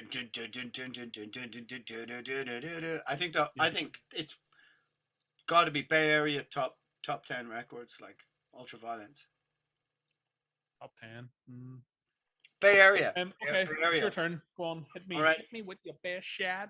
Right. Okay, I have a bunch of ones here, but you know what I'm going to pick? I'm going to pick Bathory Requiem. Mainly because because Bathory is the most important band in my, you know, sort of young upbringing, my teenage upbringing, and 20-something, whatever. It's the biggest influence on Primordial. It's just the biggest band, one of the biggest bands ever in my life. And Requiem was such a disappointment that I even thought for a moment I'd brought the wrong CD back from the record shop. Yep. Like you couldn't. I was so disgusted with how it sounded. Like so upset that I couldn't even I just couldn't fathom how it sounded. You know. And for anybody who knows, Twilight of the Gods, Hammerheart is Twilight of the Gods is the should be the dictionary definition of epic metal when you open the page. It's the huge acoustic introing. Yep. Oh, the It's weird huge that how much air like vocal. there's a lot of like what Maiden do now in their songs in those like Twilight of the Gods and those Bathory albums from around then. Was it It's an Nothing Other from interesting the Ice point. or whatever? It's an But you know what I interesting mean? Is point. in like, Yeah, and yeah, also like for what is considered like very sort of proto black metal epic, the vocals are also quite bellowy and yeah. Twilight of the Gods, as you mentioned there, Hammerheart. That makes you think that because that's the end of the record, isn't it, or near the end of the record anyway? Makes you think that the next record or where they're going from here will be further into this big Yeah. epic. Well, You know, the last song on lead Twilight thing. of Gods is this, sister who for my return sings, and it's just full of acoustic guitar and under the ruins and 20 Mountain. I mean, maybe he just got burnt out and couldn't take it any further. But Requiem is like pock pock pock pock pock pock pock drum machine and like No, I don't think it's a drum machine. it is for sure Requiem's drum machine. Well, I mean, Twilight of Gods is drum machine. Yeah, Hammerheart. I mean, Blood for Death is maybe real drums, but it sounds like they're dubbed in cymbals. I don't have a problem with drum machines now. There's been No, so many no, I don't. albums that But have the point done was them. that Requiem was trying to be like going back to the return style and this dirty riffy stuff, but it's like pok pok pok pok pok pok pok pok pok pok pok pok pok pok, and there's like the cover has taken him 5 minutes to make. He's changed the logo, which just broke my heart. He's just and it's just thrown out there, and it's just like talk, talk, talk, talk, talk, and from then I on, found it whenever I listened to it there earlier when we were talking about this that it was quite post Black Albumy. Like for a band who were not a thrash band, no, well, it's incredibly full of like wannabe Black Album production on the guitars. And the other thing that funny enough, since we're talking about tapping the vein, I thought a lot of it sounded like kind of Sodom. As in there was a lot of yeah, these kind of sort of meatheady kind of okay, riffs, Sodom, I'd followed by accept just that. You know what I think with a lot of those guys, what happened is that they were scared by Morbid Angel and Deicide and all the death metal just basically came in and swept everything aside, and all of a sudden they heard Blessed Are the Sick and whatever, all these stuff, and they went, how the fuck do we do this? And instead of sticking to their guns and going, that's not our game, like Requiem seems to me to be an answer, like a misguided answer by Quorthon to death and black metal, going, all right, you want a brutal album, I'll give it to you. Except for the fact that we all went, oh, well, this is dog shit. Like, we're listening to Unleashed and Dismember and Entombed, and we have Left Hand Path, and we have Blessed Are the Sick and whatever. And if he'd taken a moment to study any of these bands, he would have gone, oh, okay. Now, is it 94 the game is, or it's 90, 90, no, it's 92. 95? Twilight of the Gods is 91. So Requiem is, let me think about this, 93 or 94. I think it's 93. Right.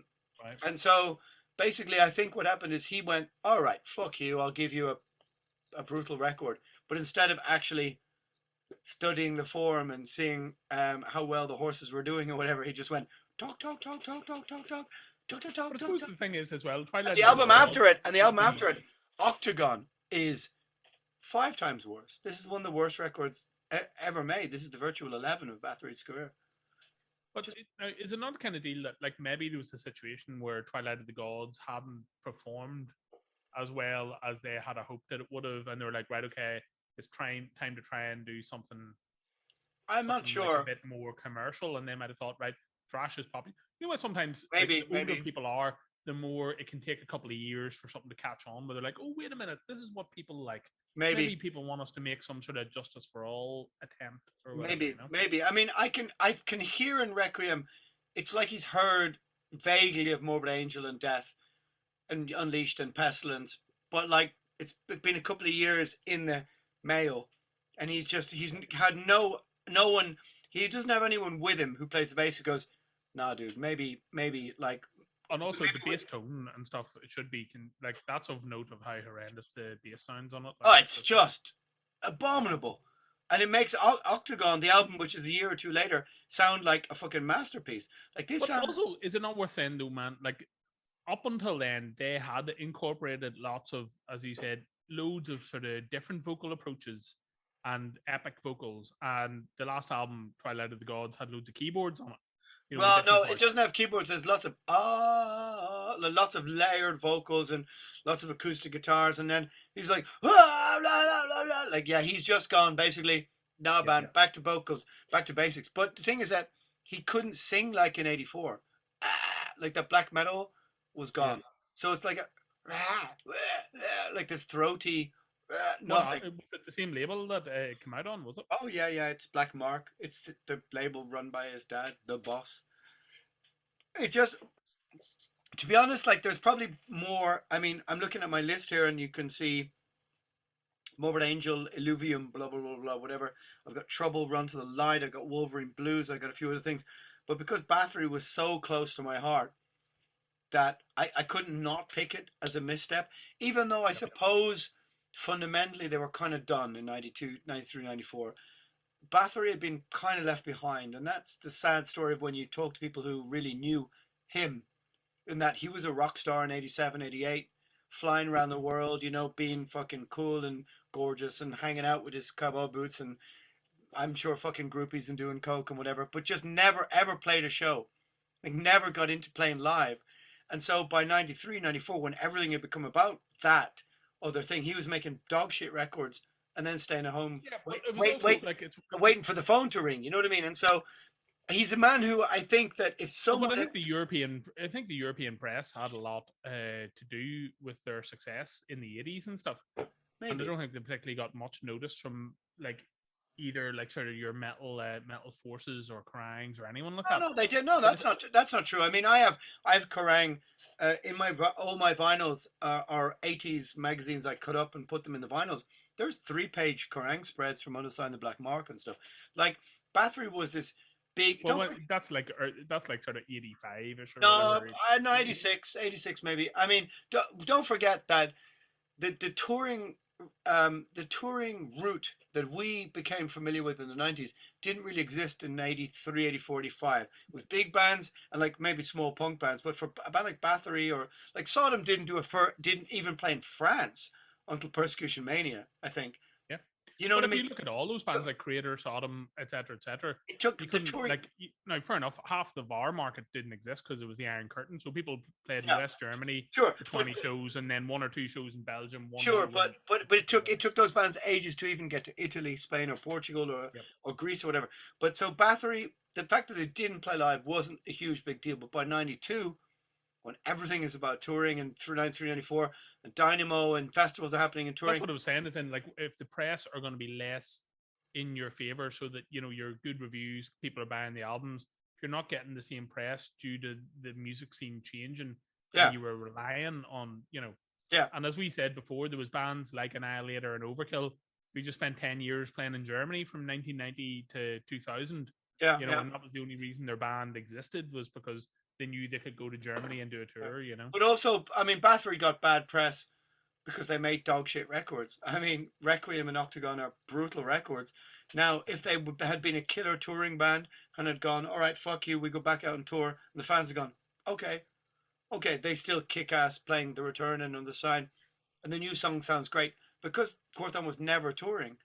Um, and I heard rumors that he got offered like €100,000 to play Vakken, 2006, and he was thinking about rehearsing and How coming did back. Wacken have €100,000 for their budget in 2006? Well, actually, they probably did. Well, they were huge. They were huge. I mean, I heard this from I was really. thinking 96 or sorry. I know. I heard it from really proper insiders that like the Satyricon, or rather the Dark, when Satyricon did Dark Throne with Nocturno Culto singing, that Yep. was what they wanted Bathory. That's where they wanted Bathory to be. And the rumor I heard was that, well, I mean, he rehearsed with Witch Hunter in what, 87? And then he went home because of 87, 88. Chernobyl, 88, yeah. But like, I heard that Edge of Sanity were supposed to be Corthon's backing band. That's what I heard. That would have Now, been good. Yeah, but the point was that he'd gone so long without ever playing a gig that he crossed the Rubicon of it being able to make any sense for him. Imagine Quorthon, right? Yeah. Never played a gig, and his fucking guitar pedal doesn't work. Now, for you or me, that's like, oh, for fuck's sake, all right, blah blah. That's like the first time in your career you go, down, down, down, oh, fuck. Like, just imagine a guitar pedal on the ground. Actually, you're playing at Hammersmith Odeon and it Yeah, doesn't work. or you're Exactly. playing, You can't make all your mistakes, you know. yeah, And that's probably why Venom had the same problem. Like they didn't do enough road work to get yeah, it to be exactly, a good band before they exactly. were headlining these places and they couldn't That's play true, them. but they had the charisma to carry it off. Maybe Yep. Quorthon was so scared about. I mean, look, he cannot play Under the Ruins live.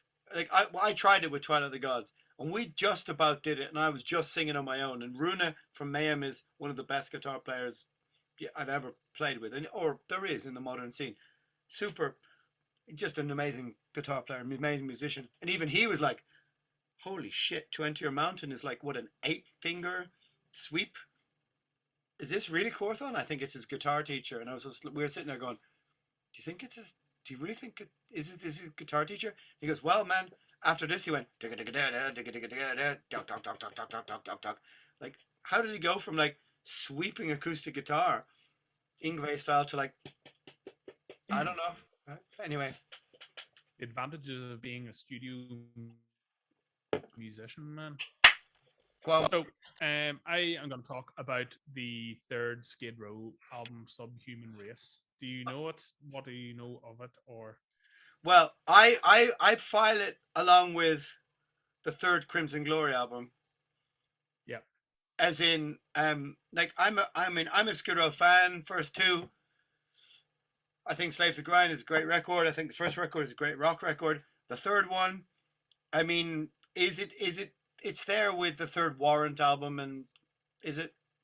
yeah, but I think it's like the difference is that like I would argue that like I think Slave to the Grind is one of the best albums ever, just because I think it Ever? somehow manages to. Well, like I would put it in my top 30 like heavy metal records for sure. Like Would know? you? Would you? Yeah, because but I think it like really straddles. It has Yeah. loads of incredible ballads. Don't get me stuff, wrong. but Don't really get me wrong. heavy stuff on it. You know.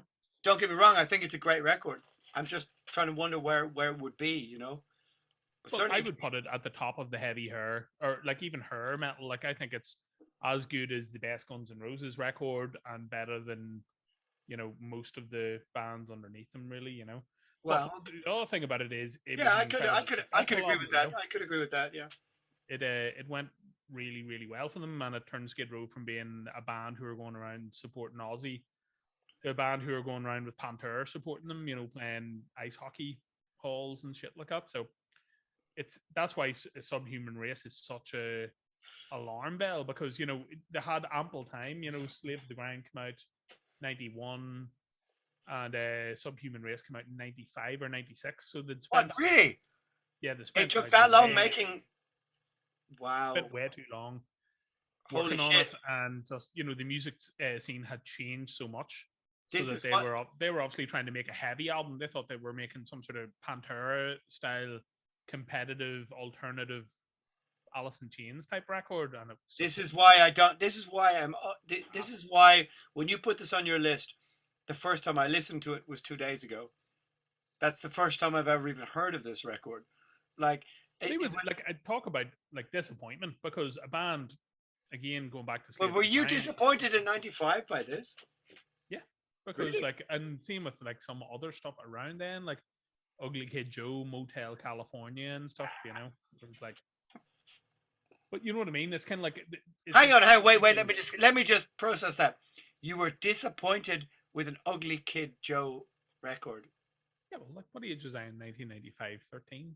So. Fucking 43. Come on, 1995. You're not 95, really?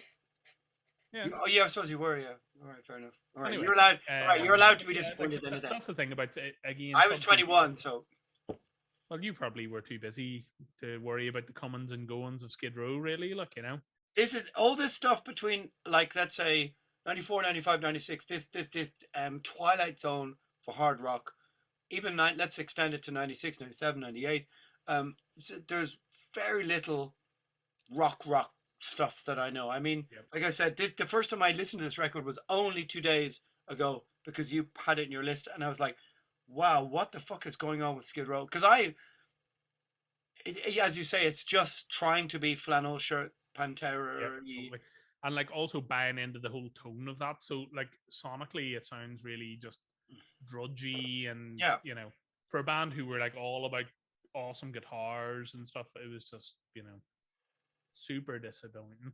And again, it was one of those albums that was made specifically because they were like, well, we can get a tour supporting Kiss or whatever. Like, so we better go in and make this album in 2 weeks' time so that we can go out and support Does it? Kiss I on mean, tour. when I listened to it, it struck me as very much the sort of the glam hard rock era is just over. It's done, and all these bands are like just cut adrift into the wasteland for a bunch of years, and they don't know what to do. Some of them, as we talked about, followed the the Nine Inch Nails bullshit. Some of them tried to be grunge. Like we can name probably 10, whether it's Yep. Dokken or whoever, bands who tried to follow the Slag or Slang. What was it? Was that what it was called? Def Leppard, Slang, yeah.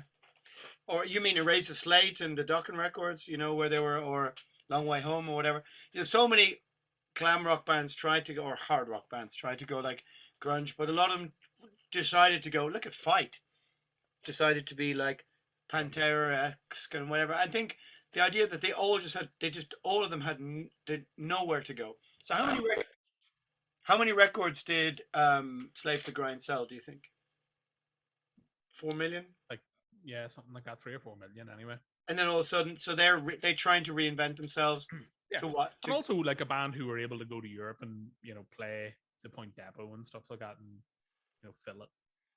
So it goes to show that like that whole that Black Album plaid Guns N' Roses fan thing went on well into '93. It wasn't until 1994 that things like really really started to change, and it was like metal generally, bands like Skid Row, Metallica, Megadeth, and stuff started seeing a very serious change in their fortunes. Yeah, hang on, I need to pay. People are more on for a bit of a slag.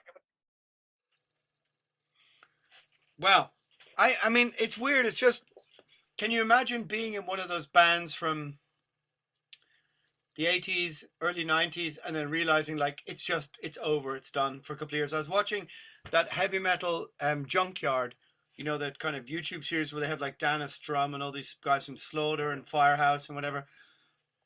And some of them are remarkably candid, and they're just like, by 91, 92, we knew it was over. We're just done. And it's weird because Gama Bomb is what, 20 years old? Yep. Primordial is 30 years old, right? 30 years old. And so imagine that for some of those bands, they had their moment from 85 to 91, or 83 to 90, 87 to 92, and then they're just over. So like, imagine like to have your career as 5 or 6 years is an eighth of even the longevity of a Primordial. Now, obviously, we didn't have a career, as in we look back at those bands selling hundreds of thousands of records or millions of records, but it's just such a weird thing, though, really, isn't it? Like some of those bands got just a couple of years to enjoy their, time in the warrant sunshine. Yeah, and then boom, Nevermind comes out and it just goes, you're out, you're done. Well, that's what I was saying to you, is I don't think it was as necessary cut and clear as like January '92, it's over. I think that there's a lot of those bands like Skid Row or even like Slaughter and stuff like that. It took a couple more years. In '91, so it was by '93 into '94 when these bands were realizing that they couldn't pull 1,000 people anymore. I mean, by 95, 96, 97, they're just in the wasteland. But then you watch the Dana Strum thing, who's comes across great, by the way, on that backstage, whatever that is thing. And he's going, by 98, 99, we just put this, The Rock Never Stops, and we put like Winger, Cinderella, Slaughter on tour together, and realized like, together we can all pull 4,000 people, 5,000 people, and there's a living to be made. And they just recalibrated. And it's very clever. And you know what? Like thrash metal and death metal were not able to do that in the same way that those bands were. Especially thrash metal. Which is a total shame. It would have been way better. Especially thrash metal. there was loads of those bands that were just not able to. I think it was just basically the idea was that anyone who liked Artillery or Onslaught and Destruction, you're talking about one fan. It wasn't as if those three bands turned together were going to bring three different lots of people. So are you comparing? The same guy is 3 times as happy to be there, you know. So are you comparing like Winger, Poison, Dokken, Cinderella Tour to Onslaught, Artillery, Slammer, and Acid Rain European Tour, or whatever? You know? Right, I'm going to pick. I've got my list here, but I'm going to pick Jugulator by Judas Priest, and I think that everything you need to know about this record can be summed up by the cover. The cover, Judas Priest, one of the most iconic bands in the world in the 80s. They're brilliant album covers. I mean, and Jugulator is like a badly pixelated, like quarter image of a full image of a weird robotic. But you look at it and you go like, hang on, that looks like a bad Xerox, a bad photocopy of a pixelated cover. Like it said everything you need to know about the record, you know. One time we spent like our entire art budget on this horrendous cover, you know. What do you mean? Like, right, you know, what we're gonna do? We can't use this, so we're gonna have to Portuguese. Gonna have to shell out. Look at that. That's not your Hitler wine, is it? No. Yeah, he has a particular vintage. But what I was going to say is, yeah, I don't know, man. Like it's like that album with Priest. Like obviously, the thing they got right was Ripper. You know, I think his vocal performance, especially whenever you compare it to what Maiden did, you know, they got the right guy. Right, but wrong. Like right, but wrong. Like vocally, absolutely. You listen to him on the live, you know, the live recording from New York, and even still, Ripper still produces brilliant. Like he's just super solid. Whether it's with Iced Earth, with Ingwe, he just does it. But he's the most charisma-less frontman I've ever seen. Like he's a dude in a baseball hat, you know. He's a dude in a monster baseball hat. But yet, like you listen to, oh no, I won't go. You'll never get me down to death row. Like that song itself is okay, but who decided that the in-between song intro were a good idea? And of course, Priest are tuning down to what? From concert, I guess, to like 2, 3. Yeah. Like, why do you need to do that? You've got a young guy in. Are they trying to compete with Machine Head or Slayer? I don't know, but like. Very confusing because I tried to give a go of the Glenn Tipton albums that they did around then because. Oh yeah, Baptism by Fire, yeah. Yeah, because they had a killer lineup, like the people in the band and stuff were like, oh my what's God. That? What's that like compared to Jugulator? It's like they're both very disappointing, but the Glenn Tipton albums are a lot more rock and rolly, you know. Yeah. So what do you think that like they just let him go? Hey, do that in your own thing, but Priest is going to be. I think there was any like I think that whenever Halford left the band, it was just Glenn. Like I don't think KK or Ian Hill have ever had much of a say in anything really. But KK has got songwriting credits all throughout everything.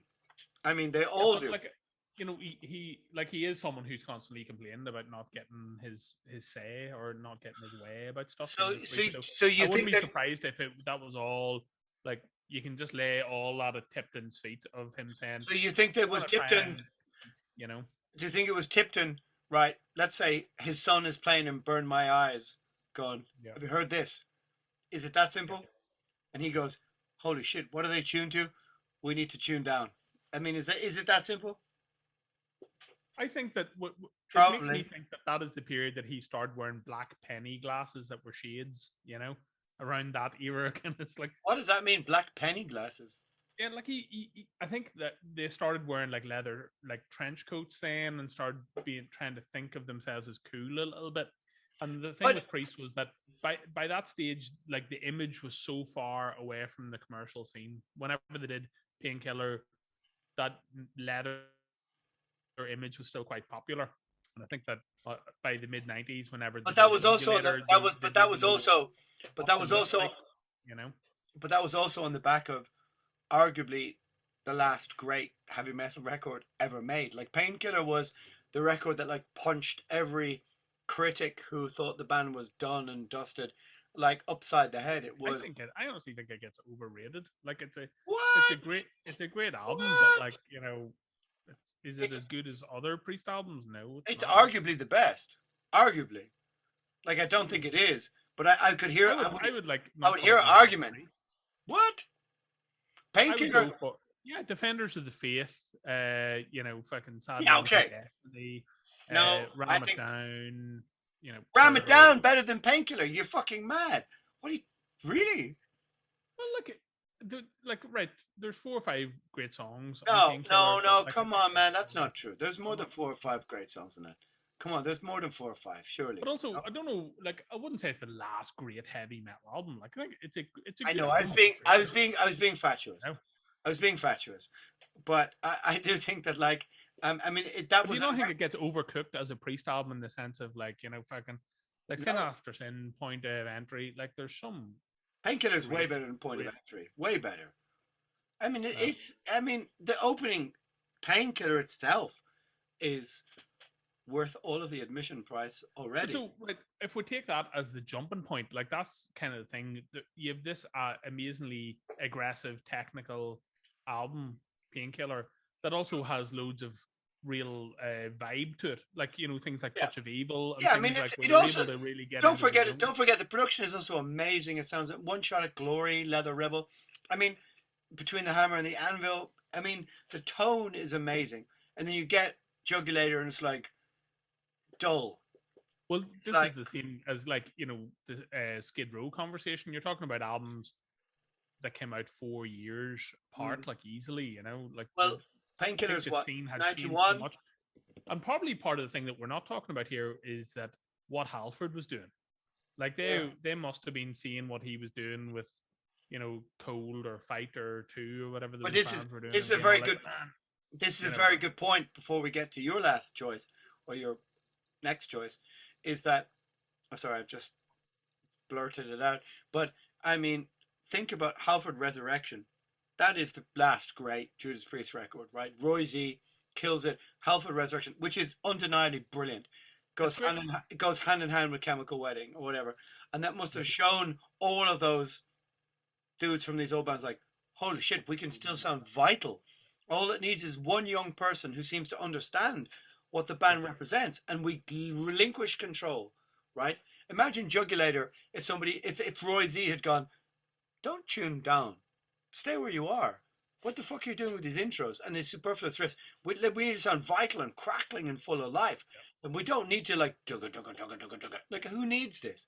Priest needs to sound like shorten the songs. The fact Be that the like dude Bullet could Train. sing like Halford, Well, but he can sing and spades. So let's do Bullet Train, but tune up and like tune into standard. Like, what the fuck is this intro bullshit? Get rid of it. Like similar kind of thing with Maiden. Like Maiden forced a guy who could not sing in the register of Bruce singing his register. Yeah. And Priest forced a guy who was only used to singing in the Halford register to sing down in a low register. Yeah. And he couldn't do it. Well, he could. Well, he could do it, but like it didn't. Not in the way that they wanted him no, to do. Like it didn't take any. I mean, listen to this.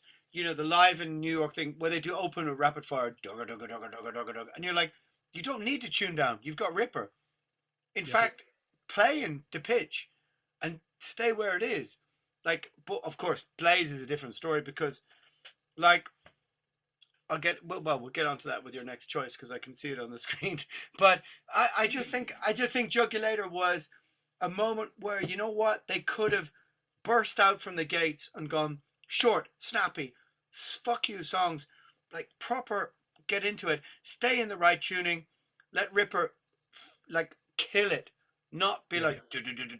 I honestly think that like most of the people who bought Roots, Bloody Roots, or Load or whatever would have loved to seen them make an album that was a successor to Painkiller. Like love to see them make a really successful killer record, and I think like well, I did. I mean, all our choices here is people who have been not manipulated, but influenced by outside elements Well, into but making an the album. thing, you're entirely right, and I was one of them. Like I loved Priest. I bought Juggulator when it came out. I heard Bullet Train as a single, even though it was edited. And the 2.5 minutes I remember hearing on a CD sampler going, sounds okay. But I realized that was like, a fake edit, shall we say. And the intro riff and the Bullet Train thing, whatever. And okay, it was just someone needed to take hold of the band and go, it's the wrong aesthetic, the wrong production, don't tune down. If you've got a killer singer, stay where you are, make a killer, like proper heavy metal looking record, whatever. And I said they made 8 out of 10 wrong choices with that record. Was it made? And as for the one Made not for after, like Castle Communications or I don't know. something of I that don't think nature? so. I'm not sure. I think it's from a big record label. I don't know. But and as for the one after, Demolition, my God, what a piece of Yeah, shit. That's a piece of like shit. there's a film called Rockstar about the process of Yeah, yeah.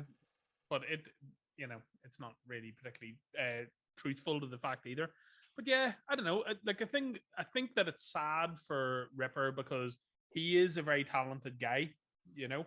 He is, but he also is like, I've seen Iced Earth with Matt Barlow 2-3 times, and I also saw Matt Barlow's last gig, which was absolutely awe-inspiring as somebody who sang those songs. Um, One of the best vocal performances I've ever seen, and the persona and everything. And I've seen Iced Earth with the Ripper and gone, oh, it sounded pretty good, but like this thing and the Monster Energy cap and Yeah. like he traded away his charisma for the same thing for the last 25 years. It's like, dude, we get it. You can He sing, looks but like someone who's like terrified of getting the cold. Like he always looks really well insulated. Like like he's a big coat or a big shirt on where he's like gonna get and the cold also today. you just hey, Monster Energy drinks, blah blah. Just fuck off, whatever. Anyway, all right, go. You're number one. I can see it looming up. No prayer for the dying man. How how did it happen? Well, we know kind of how it happened, but like I don't think that like Adrian Smith's songwriting had become so important that that was why the album was a disaster. And I think the album was a disaster because there was an attempt to backtrack on themselves. They thought that they were going to make some sort of street rock and roll Yeah, album. You know, I think you're entirely right. I think what happened is that they reached some sort of apogee or some sort of apex of Seventh Son being this progressive thing, and Adrian Smith went off to make Adrian Smith and Project. Bruce went off to make his whatever he made, and Harris and Small were obviously incensed. yep. Tried to drag everyone back together and went, let's make a 1979 UFO style pub rock record. And And we're just gonna have a load of Marshall amps behind us instead of some sort of cool stage yeah, show. and also what one of the most telling things of this album is the getting rid of Derek Riggs for the art. You I just thought he did do the art, did he not? No, I don't think so. I think I mean, should we stop and Well, look that up? no, it's awful. Let's start with that. I don't think. I think that they look it up there on your phone. Have you got your phonograph in front of you? Have a look now, Jesus, boys. I'll talk. I'll talk while you look up. I don't think he made it. I think that his initial drawings were rejected, and that's the first record where they decided we have some other artist, and let's call him J. Gilbert Square or whatever. He drew this, you know, but I could be wrong. Oh no, prayer is no prayer for the dying. Oh, fear of the dark is the little weird little thing on the tree. So I'm probably one out. I think no, fear of the dark is the one where they jettison Riggs. Yeah, I think I'm near sure it is. So I'm wrong. No prayer for the dying is Derek But Riggs. anyway, like regardless of the album cover, now it's not a great album cover. There's Yeah, it's they've shite. had worse album covers for sure, but it's pretty crap. But yeah, just the whole buzz, like because I think the deal was that in Europe, Seven Son had been a massive success, and headlining the Monsters Rock Festival over bands like Kiss who they'd Yeah. gone out with, before, and it was just it was a big massive thing, but it was also a in their mind a failed concept album because they thought that the concept didn't run deep enough or blah blah blah or whatever. Really? Did they think that? Yeah, well, like in the press at the time, he was going on about how what's the Queen Strike one Revolution Call? Operation Mindcrime, yeah. Going on about how successful it was and how the thread ran the whole way through the record and stuff, and saying that they didn't really hit it on the nail. But I think the big deal is that in America, the Seventh Son tour hasn't been enormously successful. Yeah, they didn't make a step up with Seventh Son. Yeah, they kind of took a step down sales wise. Yeah. And they were in a issue that like the bands that they wanted Metallica to do the entire tour, and they said no, we're not going to do it because we're selling more albums than you guys in America these days. At the start of the Seventh Son tour, Guns N' Roses was a support band, and then they graduated out of the role. So I think that like Maiden, were hoping that somehow that they were gonna get back to the kids and get back to success in America. But I don't see how they thought that was going to happen because like the songs on No Prayer for the Dying, they're not particularly like they're not like rocky I know fucking rainbow type anthems or No, but did anyone? There's no singles on it really. Did anyone even want to hear that in 1990? I'm not sure. I mean, the whole record reminds me of like a bad UFO record or something. Like so when that record came out, I was 15. Like I was prime time Iron Maiden. Iron Maiden was my favorite band. Seventh Son, blah blah. I couldn't believe they took a year off in 1989. And they came back with No Prayer for the Dying. Now, it will tell you all you need to know that between 88 and 1990, Altars of Madness came out, Slowly We Rot, Autopsy. I just didn't give a shit, really. And then Iron Maiden, if they'd come out with a Painkiller, I would have gone, oh, okay. But you know what? They came out with Public Enemy, #1, and like awful. I'm like, that's the right record, right? Mother Russia, Run Silent, Run Deep, just awful. Wasted Love, is that right on that record, or is that no? It's the one afterwards. But yeah, like I think that like awful, like it's an awful record, Like Adrian Smith left because the idea was that they were going to revert back to this rock and roll sound instead of carrying on with the proggy vibes from the last album. Now I think that they probably would have been songs like Infinite Dreams if they had tried to write more stuff like that. Yeah, like I think that it probably could have done really, really well. Maybe for them in the like more like grown-up songs. More grown-up songs, or rather than go backwards. Still had rocky choruses, but they were getting good at doing ballady songs. Look at the success of Silent Lucidity or Queensryche. I mean, they kind of tried to go back to 1979 to the barroom rock style, and like no one wanted to hear that in 1990. And Anthrax always talk about how amazing that tour was for them. And I think it's because Maiden were still big enough to play to 5,000 people or 6,000 people a night in a lot of places. And Anthrax were able to come on and blow them away, and have an album that was pretty well received. Yeah. People liked Persistence of Time, and that was also the thing. Like a lot of people talk about the X Factor or Virtual 11 being shit albums, but I think that they're just as shit as Fear of the Dark or No Prayer for the Dying. Those albums. I think all the 90s albums just suffered massively. I think they're equally as shit. There's no doubt about it. I think Fear of the Dark at least has title track, and it has the opening track. Good tune. But like there's some good tunes on all their albums. What's the first opening track of Fear of the Dark? From Hell to Eternity. No, whatever. Is it not? The super aggressive one. I was going to say Heaven Can Wait, but it's not. Hell is from here to eternity. That. Which is like a DC kind of rip-off song. Yeah. And like Bruce sounds like aggressive and That's brutal. Be Quick or Be Dead, isn't it? Be Quick or Be Dead. Sorry, okay, you're right. Be Quick or Be Dead. This is a great song. But it doesn't sound like Iron Maiden. But this is the big thing. Like up until No Prayer, their albums had been semi-infallible. They had mostly good songs on them. Yeah. Whereas, Well, not just No mostly. Prayer had one good song 80 on it. but 80 to 88, Iron Maiden is arguably the greatest heavy metal band of all time, except for Judas Priest here and there.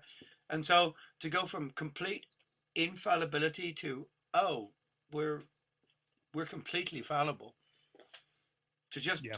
even as a fan, as a teenager, to go like, oh, your heroes are, oh, Yeah. they don't always make great songs. It was a big, big, big fucking realization. And it is like, it was a body blow as a fan of Maiden, getting to that point where you realize, oh man, this is it. This is the end of their good records.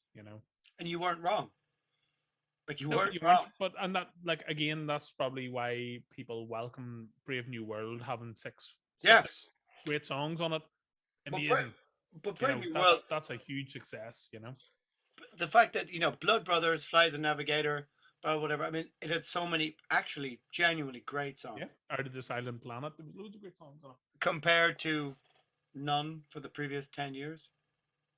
Yeah, and we'll have to do a special podcast at some stage called Poor Blaze, and we'll talk about the trials and tribulations of Blaze. I don't blame Blaze. Yeah, okay, we'll do that in another podcast. Yeah.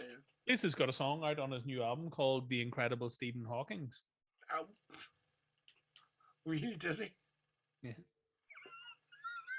And loads of my mates who like Blaze were like, "This is better than the new Maiden album. This is way better than the new Maiden album," because they're slightly butthurt about there being some shit songs in the new Maiden album. They're just like, no. I don't even. Okay, we'll do that in another podcast. We'll do Maiden 90 to 2000 on another podcast or whatever. But yeah, is it my go, or do I have one more? Or who has one more? Or what? How's it go? You're allowed one more. One ahead. Hang on, I need to press pause for a minute. One more beer for the road. Okay, well, I'm going to pick something that I know that we're a bit of a split decision on, and that is Exodus, Pleasure of the Flesh. Now, that is because, for me, Bonded by Blood might just be the greatest thrash metal album of all time, speed metal album of all time. Like, it could be the greatest. There's no bad songs on it for sure, is there? No. We don't even discuss that. It's like Bonded by Blood is there with Halloweights, Rain and Blood, Ride the Lightning. I mean, it's that epochal. It's that heavy. It's that serious. I think a lot of those albums have one bad song on them. Whereas I would say stop. There's no bad songs on Bonded by Blood. Come on, really. No, I'm saying apart from Bonded by Blood is not rare bad. Because there's no bad songs on it. Bonded by Blood. Some of those other ones, like I don't really like Motor Breath that much, or there's like stop. Would you come on? There's some of those like debut albums. These boots are made for walking. Oh yeah, that's not. Yeah, of course, these boots made for walking. It sucks. I mean, come on. Not as bad as I Ain't Superstitious. That was just such a fucking shit show. Anyway, okay, so all right. Pleasure of the Flesh. Let's talk about how class Bonded by Blood is as a setup for why some people don't like. I got Bonded by Blood for my 12th birthday, which is 1987. My mother bought me the cassette. She bought me Halloweights on record, Bonded by Blood on cassette, and what else was in 87? Something about Megadeth. I can't remember. I guess it was. No, it wasn't B-Cells. I had that already. But I remember in 87, I remember maybe they were the two things I got. And I had Bonded by Blood on cassette. And still to this day, it's in my top 10 metal records ever made. Like, it's just the most fucking violent, brutal, riffy. There's no instance of flab on it, nothing. It's just every song is a banger. Metal Command, Strike of the Beast, Piranha, blah, blah. And Exodus was maybe one of my very favorite bands. I remember like being about 12, 13. I even had made my own t-shirt, whatever. I used to like take acrylic and draw the logos and whatever. Anyway, Pleasure of the Flesh. Now, bear in mind, I'm a little kid, right? I'm like 13, 14, 15. When Pleasure of the Flesh came out, I bought it on cassette, which I probably should have had somewhere to show. And even it to me, it's sitting in my drawer right here. Oh, I gave it to you, right?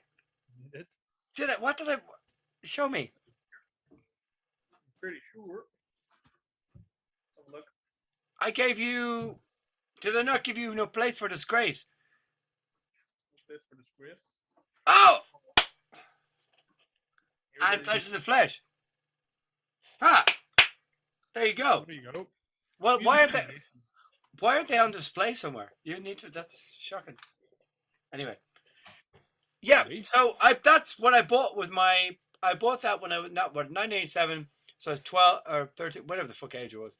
And even in those little baby fucking moments, Pleasure of the Flesh just sounded wrong. Like it sounds from the most Okay, well, like now enigmatic, brutal record of all time. This is the thing, right? Talk about the production is shit. You know, the production is not good. But if you take the production out of the way, as a factor, why do you think that the songs are not as good, or is it just the retro, like, or what? Well, I listened to it today, the whole record, for the first time since 1989, maybe.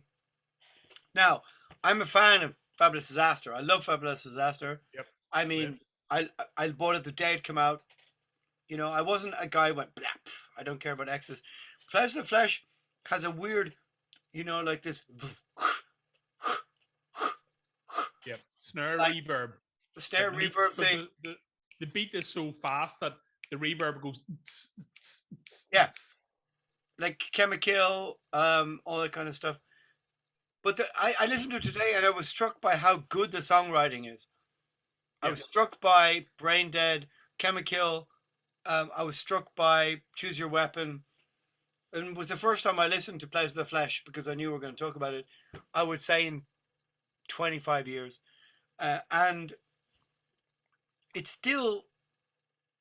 is it just such a disappointment because Bonded by Blood is one of the greatest metal albums ever made? So therefore, when you change your dynamics, your singer ordering, what can you do? It's going to be a disappointment. I don't know. Or did the engineer just hobble them? He just like Saw. He just cut the back of their fucking, you know, the back of the feet. Well, like the Achilles I think tendon. Yeah, that's the thing. The production does suck, but your man Mark Sesenak, who produced Fabulous Disaster as well, and it sounds great. Did he? So I think there has to be some and I'm sure if Gary or Tom were here, they would say the same. You know, the drugs were extremely rampant, and like no matter how great the songwriting was, I think that there was just some bad choices really going on. You know. I haven't listened to the demo because obviously that's something people talk about a lot. Which demo? You know, with the one with Bailoff on it doing Pleasures of the Flesh, and I never heard this. I never heard this. Never heard it. No, never. I don't know how you've not. But it's a demo for Pleasures of the Flesh with Paul Bailoff on it. Okay. And like whatever, like Pleasures of the Flesh, Chemical, and or no, Seeds of Hate, and sure, whatever, Brain Dead. And it doesn't sound a million miles off. You know, I think that if Bailoff had been on it, people would have still been disappointed with it. You know? Yeah, I think actually that's a very good point. I think you're probably right. I think if he was on it with the same tone and the same whatever, I think whatever way Bonded by Blood is, the dynamics, the tone, the drums, the whatever, just every single thing about that record, Bonded by Blood, it's almost perfect. And so then you get somebody, it takes 2 years for this next thing to come out, and somebody like, fiddles with the snare sound and fiddles with the bass drum sound, and it like the tom rolls don't sound real. No. They sound like added in, and it's the whole thing. There's no, and I think that was the case. I think they had to do I think they recorded the guitars first, and then recorded the drums and recorded the cymbals separately. And they did that in So Far So Good So What as well. They recorded all the cymbal parts separately and stuff like that. Really? But I don't know, man. I think as well, like drugs just playing a part. Independent labels like Music for Nation and Combat, we were just like, we don't give a fuck. Like I guarantee if Primordial said we're going to put on iron sweaters and bring out an acoustic album, your label would be like, brilliant. let's do it.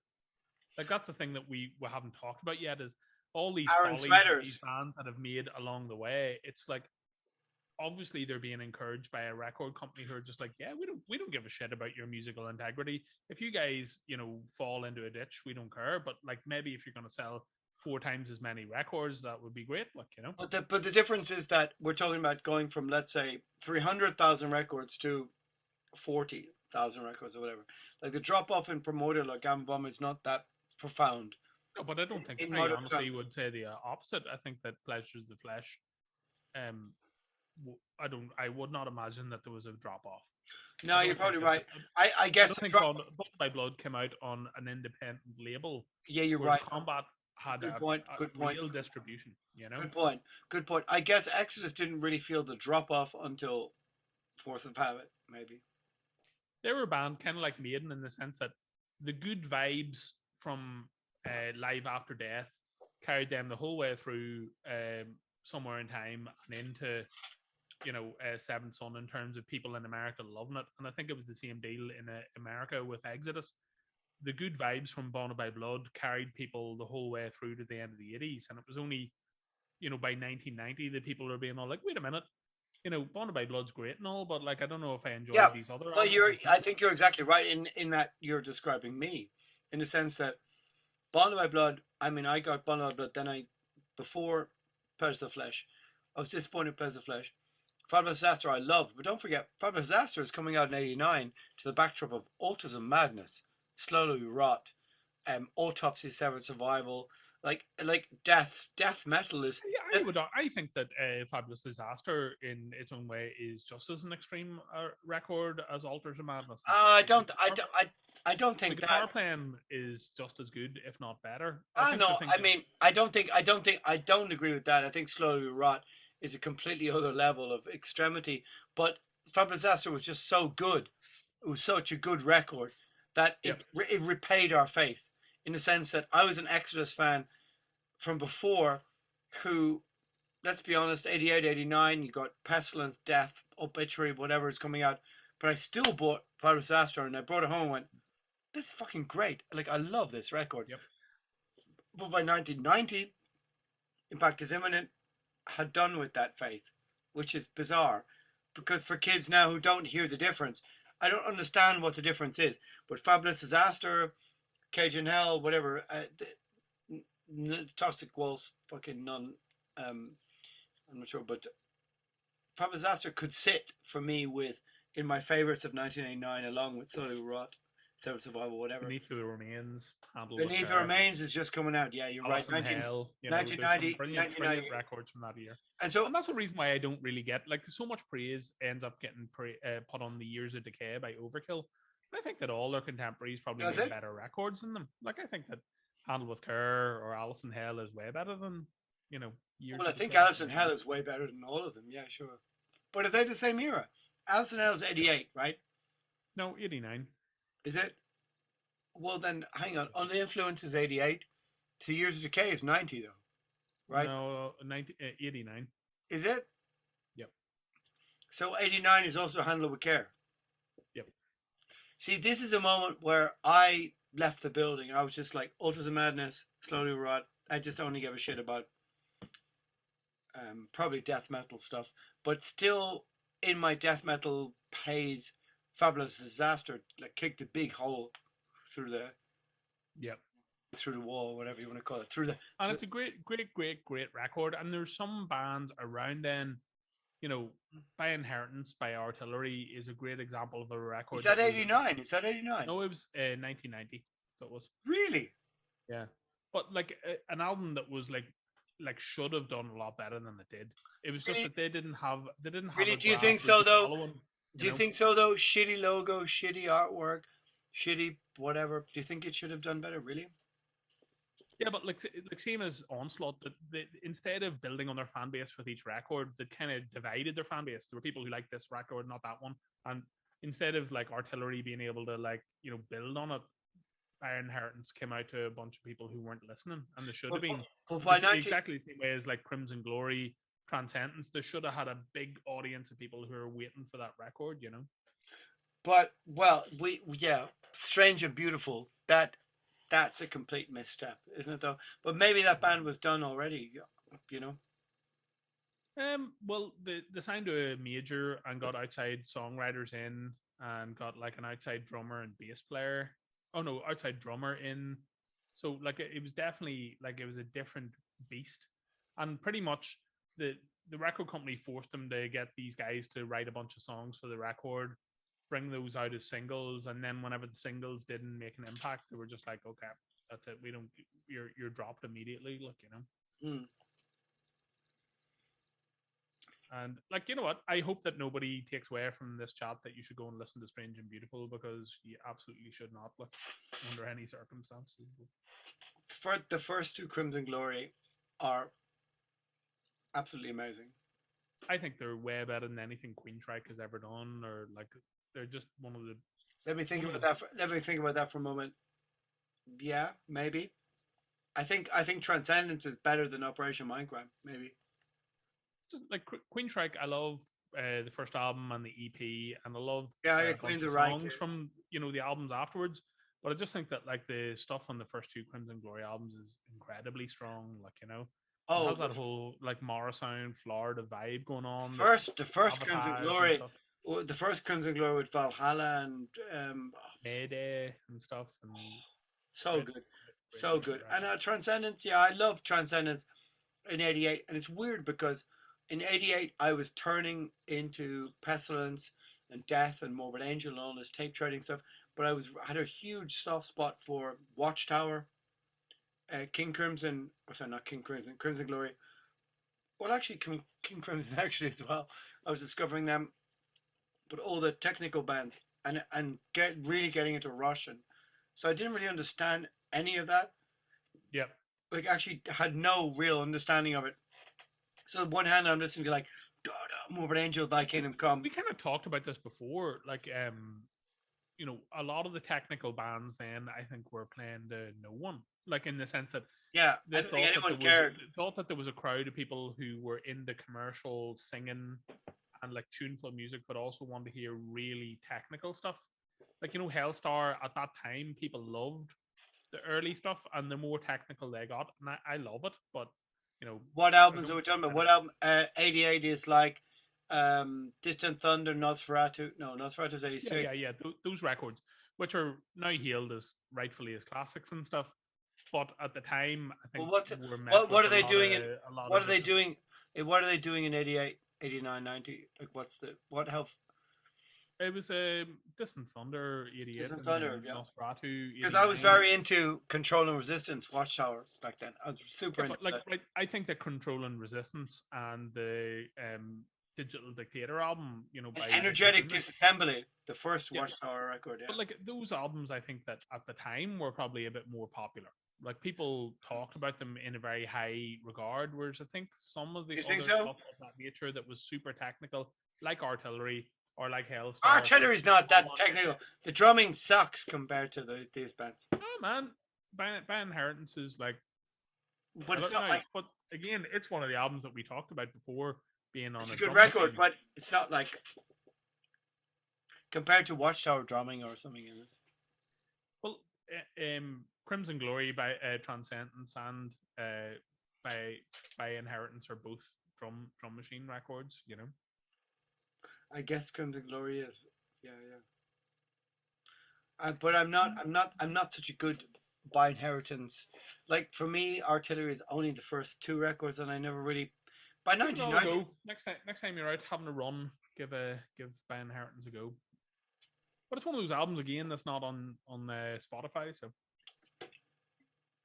well, did we do 10? Did we do 10? yep, probably. Let me press pause. Probably.